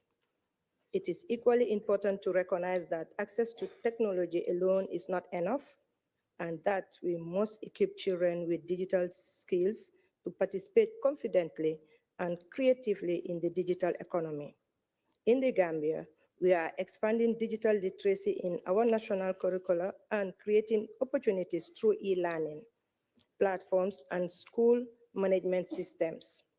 In particular, we are committed to empowering girls through STEM education, which is critical to equity, innovation, and reducing vulnerability and persistence barriers to education, such as child marriage. Ladies and gentlemen, despite our efforts, no country can achieve this transformation into the digital world alone. Strong global partnerships are essential to ensure technology are accessible, affordable, and responsive to local realities. Through leadership and innovation, we can build education systems that are inclusive, strong, and capable of preparing children everywhere for the opportunities of the digital age. As First Ladies and as mothers to our children across the world, the future is shaped by the choices we make today. The Gambia remains committed to advancing child well-being, in the digital age, and I am confident that together we can ensure that every child can learn, grow, and strive in our safe, shared digital future. I thank you. Thank you, Madam. Now I'm very pleased to welcome the First Lady of Montenegro, Mrs. Milena Milatovic. Thank you very much. Esteemed First Ladies and gentlemen, dear partners, it is a great honor for Montenegro to participate in this summit and to contribute to global dialogue on how technology can help children learn and grow safely in the digital age. Let me therefore thank to our host, the First Lady of the United States, for having us here today.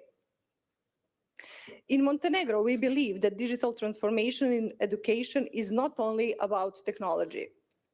It is about empowering children with the skills, creativity, and confidence they need to shape their future. To support this vision, Montenegro is focusing on three key priorities: strengthening digital infrastructure in schools, developing digital competencies for teachers, and creating a comprehensive and inclusive digital learning ecosystem. One of the most important initiatives within this transformation is the Digital School Platform. What started as a response to the challenges of the COVID-19 pandemics has today evolved into a national digital learning environment, providing thousands of online courses.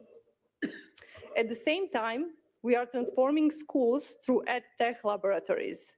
These innovative learning spaces allow students to explore robotics, programming, and artificial intelligence. But we all know that technology alone cannot transform education. Teachers play the central role. That is why Montenegro has developed a national framework for digital competencies for teachers and launched training programs. Teachers gain skills and confidence needed to integrate digital tools into everyday learning. We also recognize that digital transformation must be inclusive. Our initiatives aim to ensure that every child, regardless of background, gender, or ability, has access to digital learning opportunities. In particular, we encourage girls to participate in STEM programs, and I am personally very proud of it, and to see themselves as future innovators and leaders. Finally, as we introduced advanced technologies into education, we prioritize digital safety and ethical use of technology. Dear friends, Montenegro looks forward to working together with all of you, our global partners, through this coalition. By sharing knowledge, building partnerships, and supporting innovation, we can ensure that technology truly serves the best interest of every child. Thank you. Thank you so much, Madam. Now I'm pleased to introduce the First Lady of the Republic of Paraguay, Her Excellency Leticia Ocampos de Peña. Good morning. Muy buenos días a todos. I will speak in Spanish also. I would like to extend my greetings to Her Excellency Melania Trump, First Lady of the U.S., and I would like to thank her for bringing us together. First Ladies, First Gentlemen, and representatives of all countries present.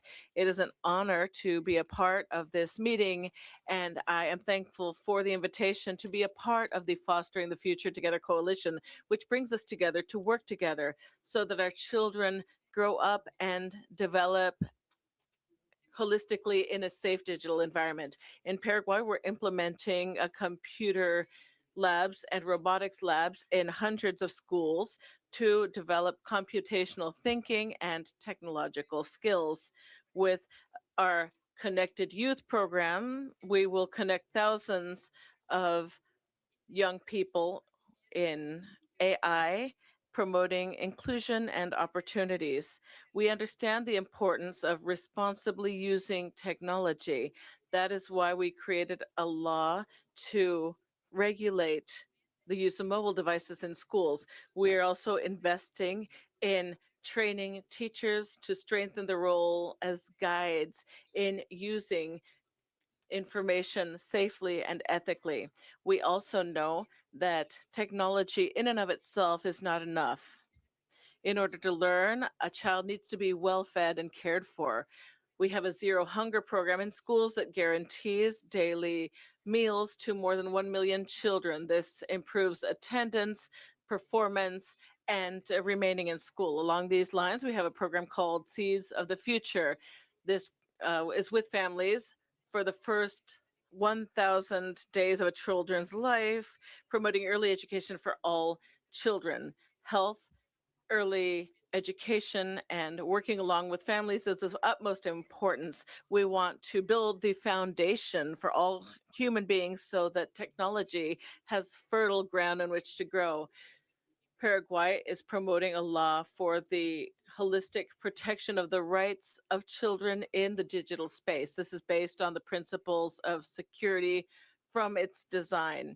This is complemented by a national observatory, strategic intelligence center that assesses risks such as cyberbullying, and there is quick intervention facing digital threats to strengthen the safety of our children online. Fostering the future is key for international integration. Digital technology has no borders, and protecting children must be a shared global responsibility. In Paraguay, we reaffirm our commitment to working together so that technology translates into more opportunities, more education, and more protection for our children. Thank you all very much. Madam, thank you. Muchísimas gracias. Ahora me complace presentarles a la primera dama de la República de Senegal, Su Excelencia Marie Koné Faye.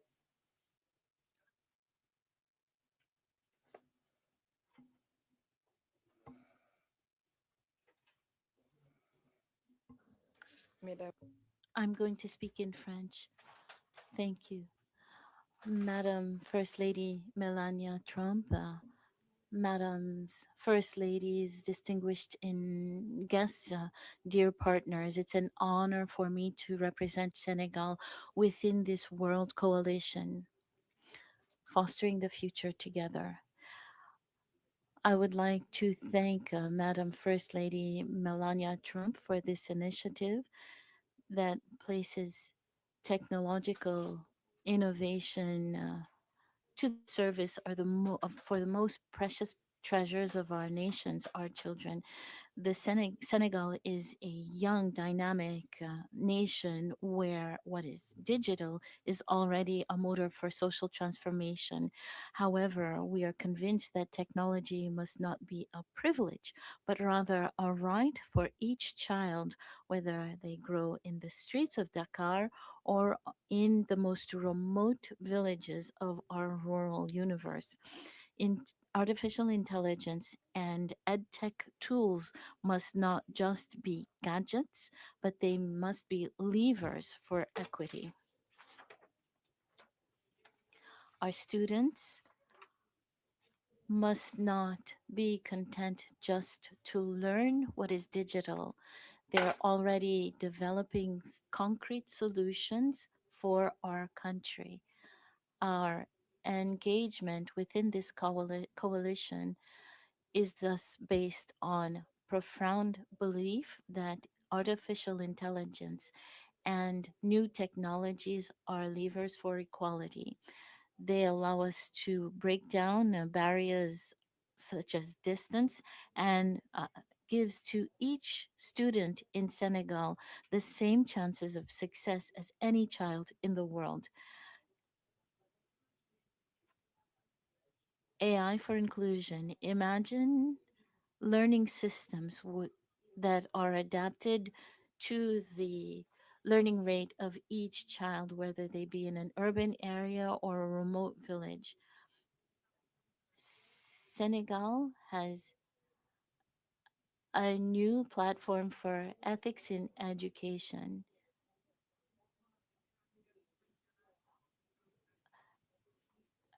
a skills center for where each child should have the know-how to deal with these technologies. Digital literacy, we do not wish only for our children to use technology. We wish for them to understand it, create a generation of creators and not just of simple consumers. This is our priority. This is why we have integrated digital literacy for the youngest students so that each girl and each boy can learn, grow, and prosper. Ladies and gentlemen, the digital world has no borders. No country can protect itself on its own. It's through solidarity and sharing of our best initiatives that we will build this safe and bright future that we call our future. Thank you. Merci, Madame. And now I'm delighted to introduce the First Lady of the Republic of Seychelles, Her Excellency Veronique Emini. Good afternoon, First Ladies, First Gentlemen. It is an honor to be addressing you today at this global summit as the First Lady of the Republic of Seychelles.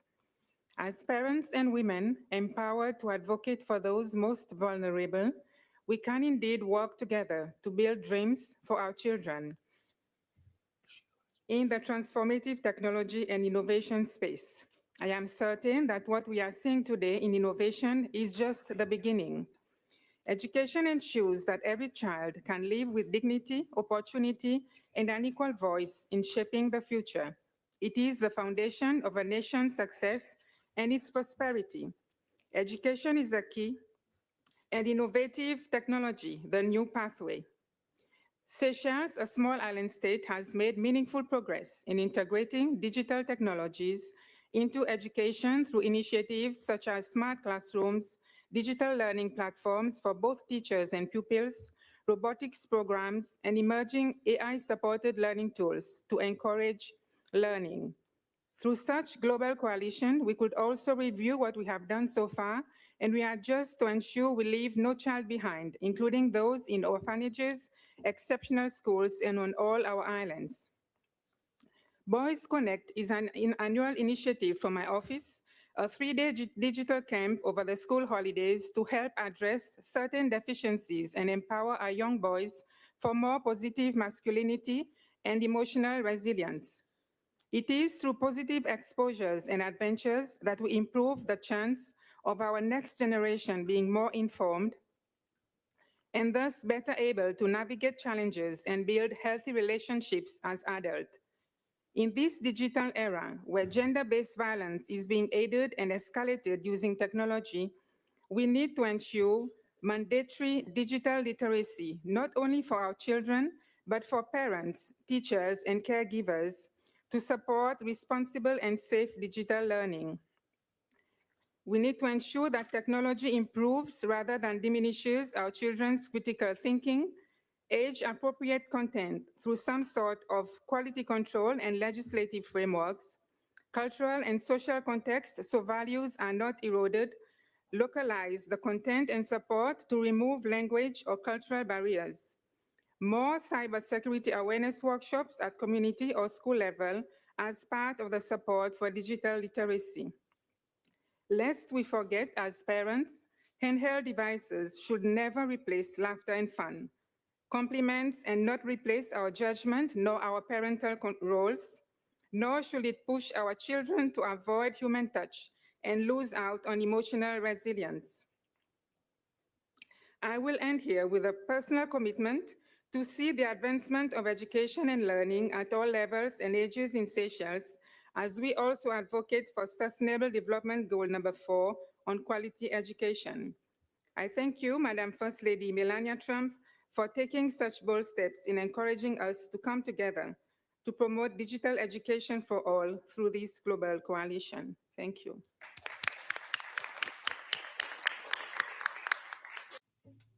And lastly, in this topic, I am pleased to invite the First Lady of the plurinational state of Bolivia, Her Excellency Maria Elena Orquídez.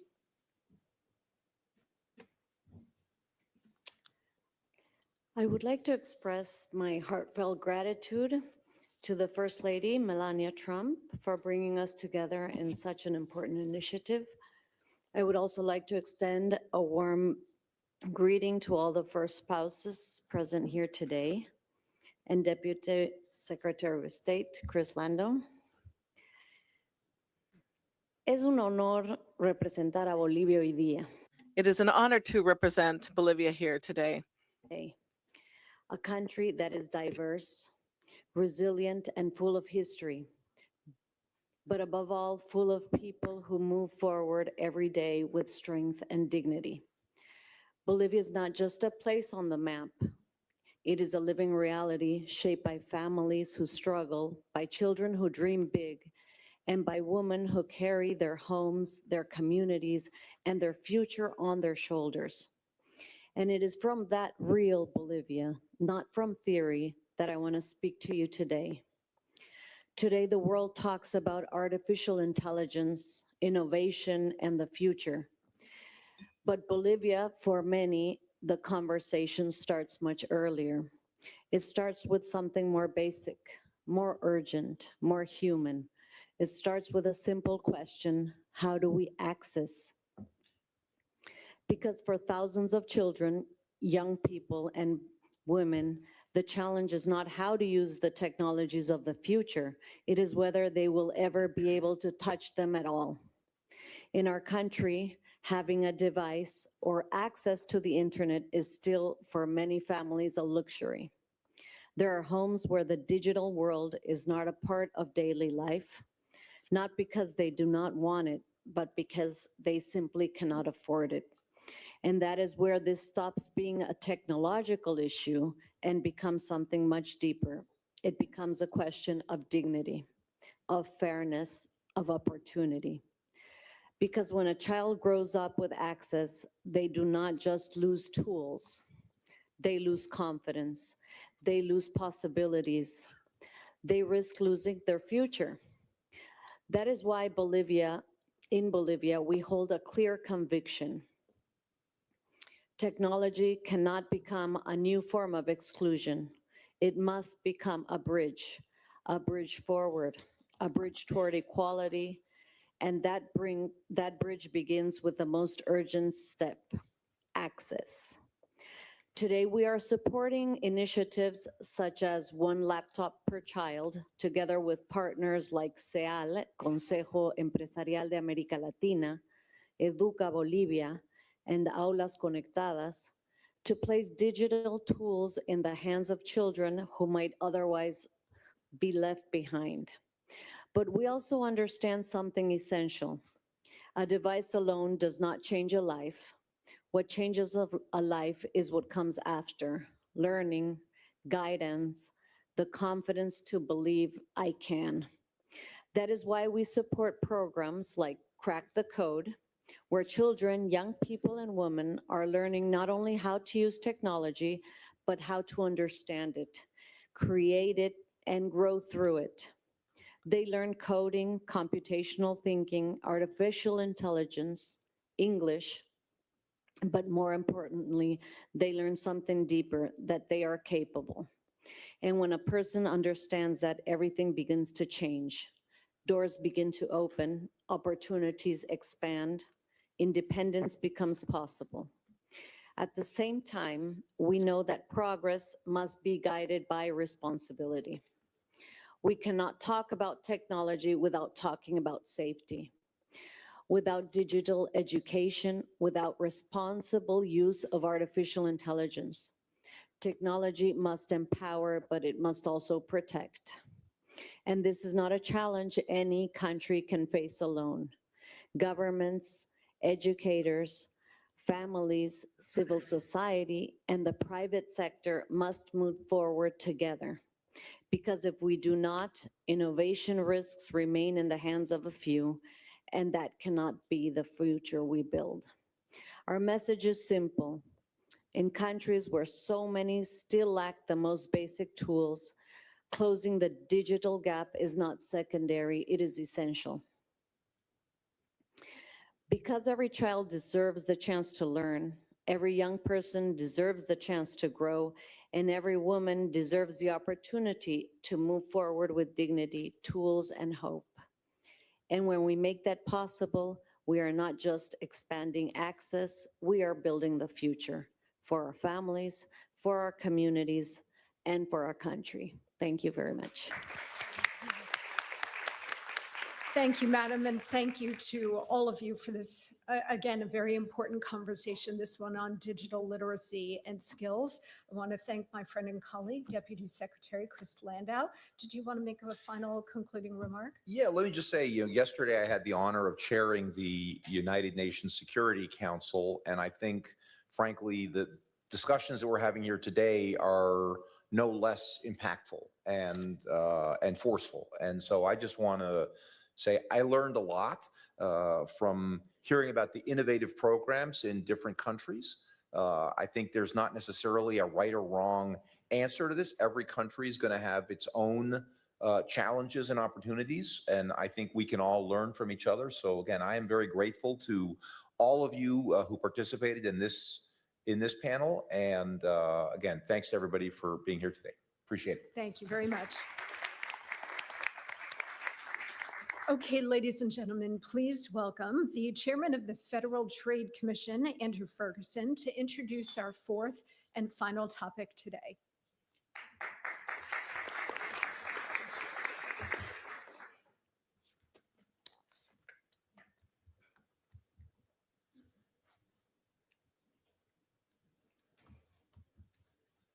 Good afternoon, Ambassador Crowley. I am incredibly grateful to the First Lady of the United States, Mrs. Melania Trump, for this invitation. And I am extremely pleased to be here among this assemblage of prestigious guests from across the world. And I am very grateful for the opportunity to hear from all of you about how you are addressing the prospects and challenges of AI in your unique countries, for your unique peoples and your unique institutions, but also bearing in mind that these prospects and challenges are ones we share in common as mankind. The AI age offers immense benefits for learning, connection, communication, opportunity, but it also presents real challenges for child safety. Our children face serious risks when it comes to predatory behavior online and exposure to harmful content. Data is the necessary input for the digital age and for AI in particular. But our children and their data cannot become grist for the digital mill. The whole world has come to recognize that we must have different rules for our children online and for their data than we have for adults.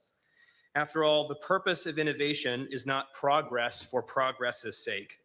The purpose of innovation must be to promote the flourishing of all of the peoples of our nations, and especially our children.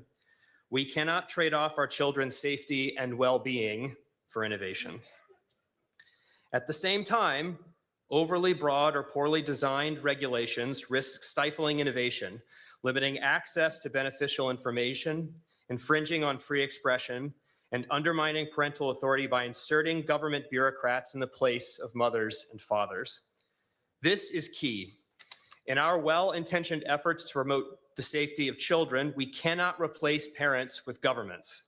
Instead, the government must come alongside parents and help them navigate the challenges of the internet and of artificial intelligence by making the best choices for their unique children.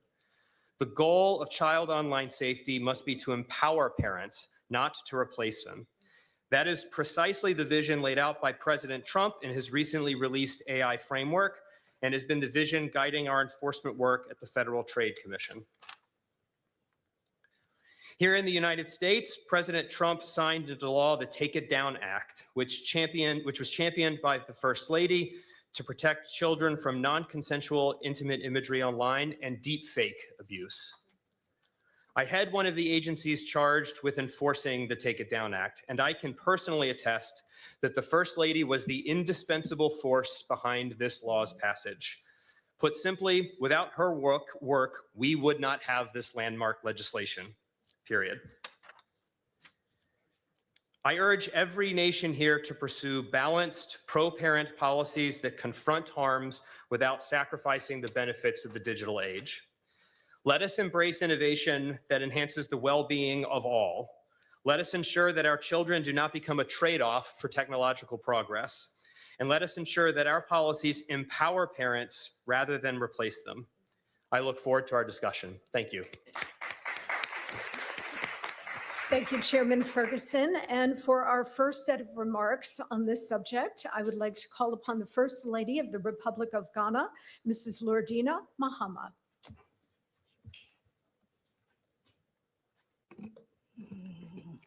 Thank you. Your Excellencies, invited guests, good afternoon to everyone. Thank you, Mrs. Trump, for bringing us together to discuss and commit to protecting children in our digital age. Allow me to share something personal. On the 6th of March, Ghana celebrated 69 years of independence. That day was also my birthday. I went online to read my messages. I must confess, I am an avid talker. I watch video after video because dancing celebration in our Independence Day and heartfelt birthday wishes of hope and love. Many came from young people who could not attend our national celebrations, but technology gave them a voice. They stood confidently before their cameras, spoke with such grace, sent prayers and encouragement from every corner of Ghana. Indeed, our world has changed dramatically, especially for our children. Nearly 7 out of every 10 persons use social media. In Ghana, 8 to 15 million persons online are mostly young. As my husband, President Mahama, said during our independence celebration, our children belong to a generation armed with tools earlier generations could hardly imagine. In their hands, a smartphone becomes a classroom, a business platform, a creative studio, and a gateway to the global economy. However, this same technology that opens doors can also be harmful. Without proper guidance, our children are vulnerable. This is why Ghana has been investing in our children's digital future, not just with access, but with protection. It is sad that 1 in 5 young victims of cyberbullying skip school because of their experience online. No child should face such harm. In Ghana, we have strengthened our laws, enforced protection, and launched the Safer Digital Ghana campaign to raise awareness and prevent abuse. We are securing the future of our children. It is moral duty. It is our generational responsibility. It is our shared global mission. Thank you for your attention. Thank you very much, Madam. And now I'm very pleased to welcome the spouse of the Prime Minister of the State of Israel, Mrs. Sarah Netanyahu.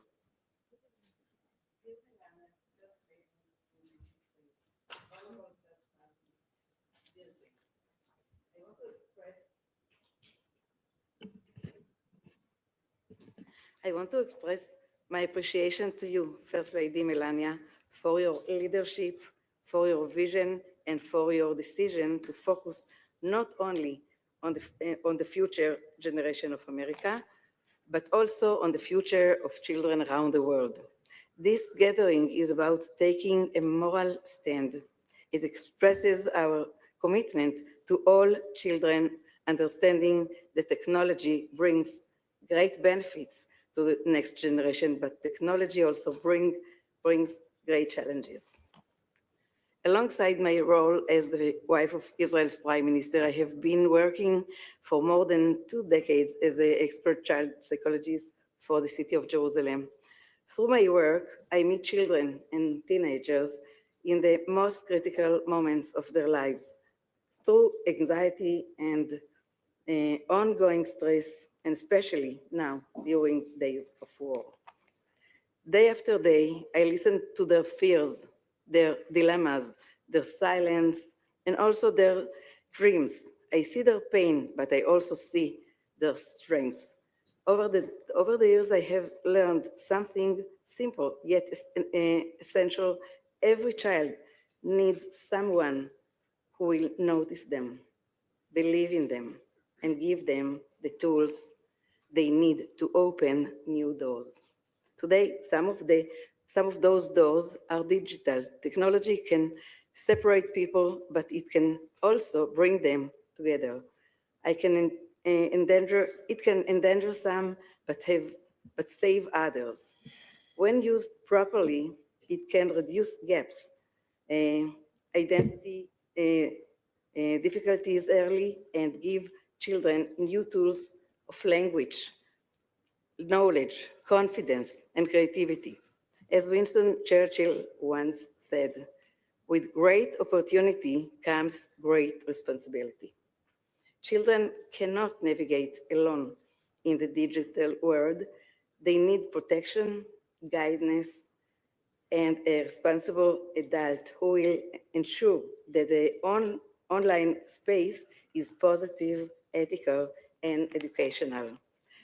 As a mother, I feel this on a personal level. When I raised my sons, Yair and Avner, I learned that reality moves so fast, bringing new challenges to every generation. My children have suffered shaming and violence simply because they are the children of the Prime Minister.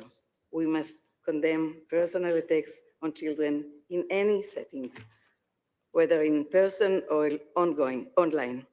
I see this gathering as a bond of responsibility between nations, between women leaders, and between mothers who understand that the best way to build a stronger future is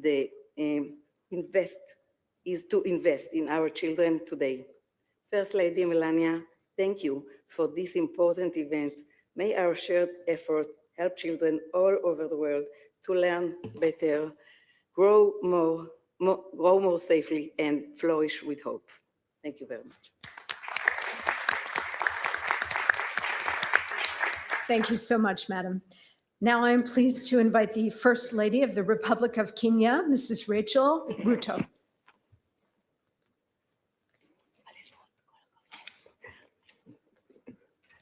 Distinguished first spouses, ladies and gentlemen, good afternoon. Across the world today, a child is opening a screen, not just to learn, but to discover who they can become. In that moment, confidence is built or broken, and possibilities are expanded or limited. Whether we see it or not, that moment is shaping the future we are all responsible for. It is in recognition of this responsibility that I stand before you today. I bring you warm greetings from His Excellency, Dr. William Samoei Ruto, President of the Republic of Kenya, and from the people of Kenya. The President remains committed to innovation, education, and inclusive growth as pillars of our national vision. Today's engagement has shown us that the future is not coming. It is already here. The question before us is no longer whether technology will shape our children, but how we ensure it empowers them safely, equitably, and meaningfully. Excellencies, ladies and gentlemen, children today are early adopters of technology, growing up in an increasingly connected world. In Kenya, mobile phone access is nearly universal, with over 90% of households connected, while internet usage continues to grow, reaching around 40% of the population highlighting the scale of digital access shaping children's experiences. Kenyan children are discovering a love for coding and digital art through their gadgets. They are creating animations, designing apps, composing music, and sharing their work with the world. One remarkable example is Argo, Africa's first public environmental augmented reality game developed by Kenyan artist Joanna Olwoch with input from young people. It brings wildlife to life through interactive storytelling, showing how local innovation can inspire global audiences. Excellencies, allow me to briefly highlight Kenya's digital journey. Kenya has made deliberate strides to position itself as a leader in the digital age. We have launched the National AI Strategy 2025-2030, anchored within our Vision 2030 Knowledge Economy pillar to guide responsible and inclusive innovation. Digital literacy is now embedded in our national curriculum, supported by nationwide capacity building programs that are equipping teachers with the skills needed for a digital future. The government continues to expand access to providing digital devices, including tablets and computers to schools across the country, alongside strengthening connectivity through the National Digital Superhighway. Complementing these efforts, the Office of the First Lady is advancing a dedicated digital program for schools, distributing devices and supporting robotics training, particularly in girls' high schools, to nurture the next generation of innovators. We are also strengthening child protection through the Children's Act, which provides a legal framework for regulating online content and safeguarding young users. In addition, the Kenya Education Management Information System is enhancing governance by enabling data-driven, evidence-based decision-making across the education sector. In the words of Franklin D. Roosevelt, with great power comes great responsibility, and today we hold great power, the power to shape how technology touches the lives of our children. Excellencies, ladies and gentlemen, Kenya stands ready to lead with intention. Allow me to share 4 key commitments. First, expanding access to digital learning so that every child, regardless of location, can access quality education. Second, integrating artificial intelligence responsibly to support teachers and personalized learning guided by ethics and human dignity. Third, safeguarding children online by strengthening digital literacy, safety frameworks, and protection systems. Fourth, empowering the ecosystem around the child, teachers, parents, and communities, because technology alone cannot raise a generation. As first spouses, we stand at a unique intersection where policy meets people. We see the realities behind the data, and it is from this place that we must lead. In Kenya, we believe the future is not something we wait for. It is something we build together. Technology will shape the world our children inherit, but it is our leadership that will determine whether that world truly serves them. Fellow first spouses, let us rise to the moment. Let us ensure that every child in every nation does not just grow in a digital world, but truly thrives in it. Thank you. Thank you, Madam. And now for our final speaker for this topic, as well as for our session today, I would like to invite the spouse of the Prime Minister of the Republic of North Macedonia, Mrs. Rosa Mitoshka. Thank you. Distinguished First Lady of the United States of America, Madam Melania Trump. Distinguished First Spouses, dear attendees.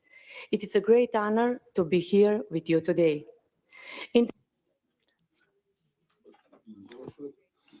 The way in which children learn, communicate, and build their future changes faster than ever. Technology opens new opportunities for knowledge, creativity,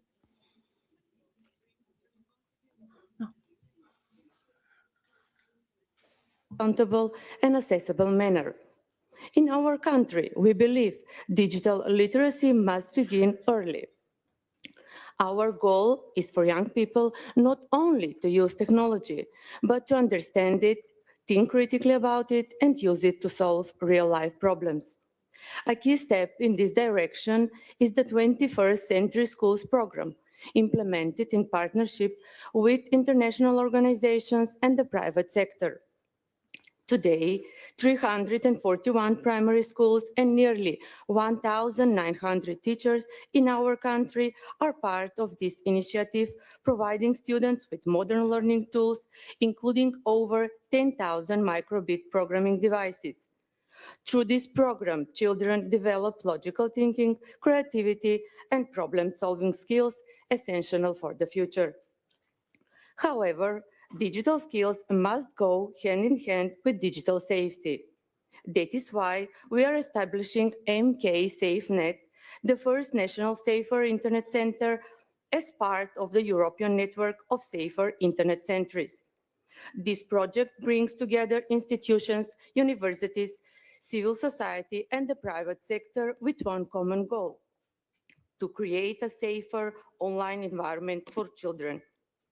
Through educational program, 24/7 helpline, school workshops, and support for parents and teachers, MK SafeNet helps children learn how to recognize online risks, protect their personal data, and use technology responsibly.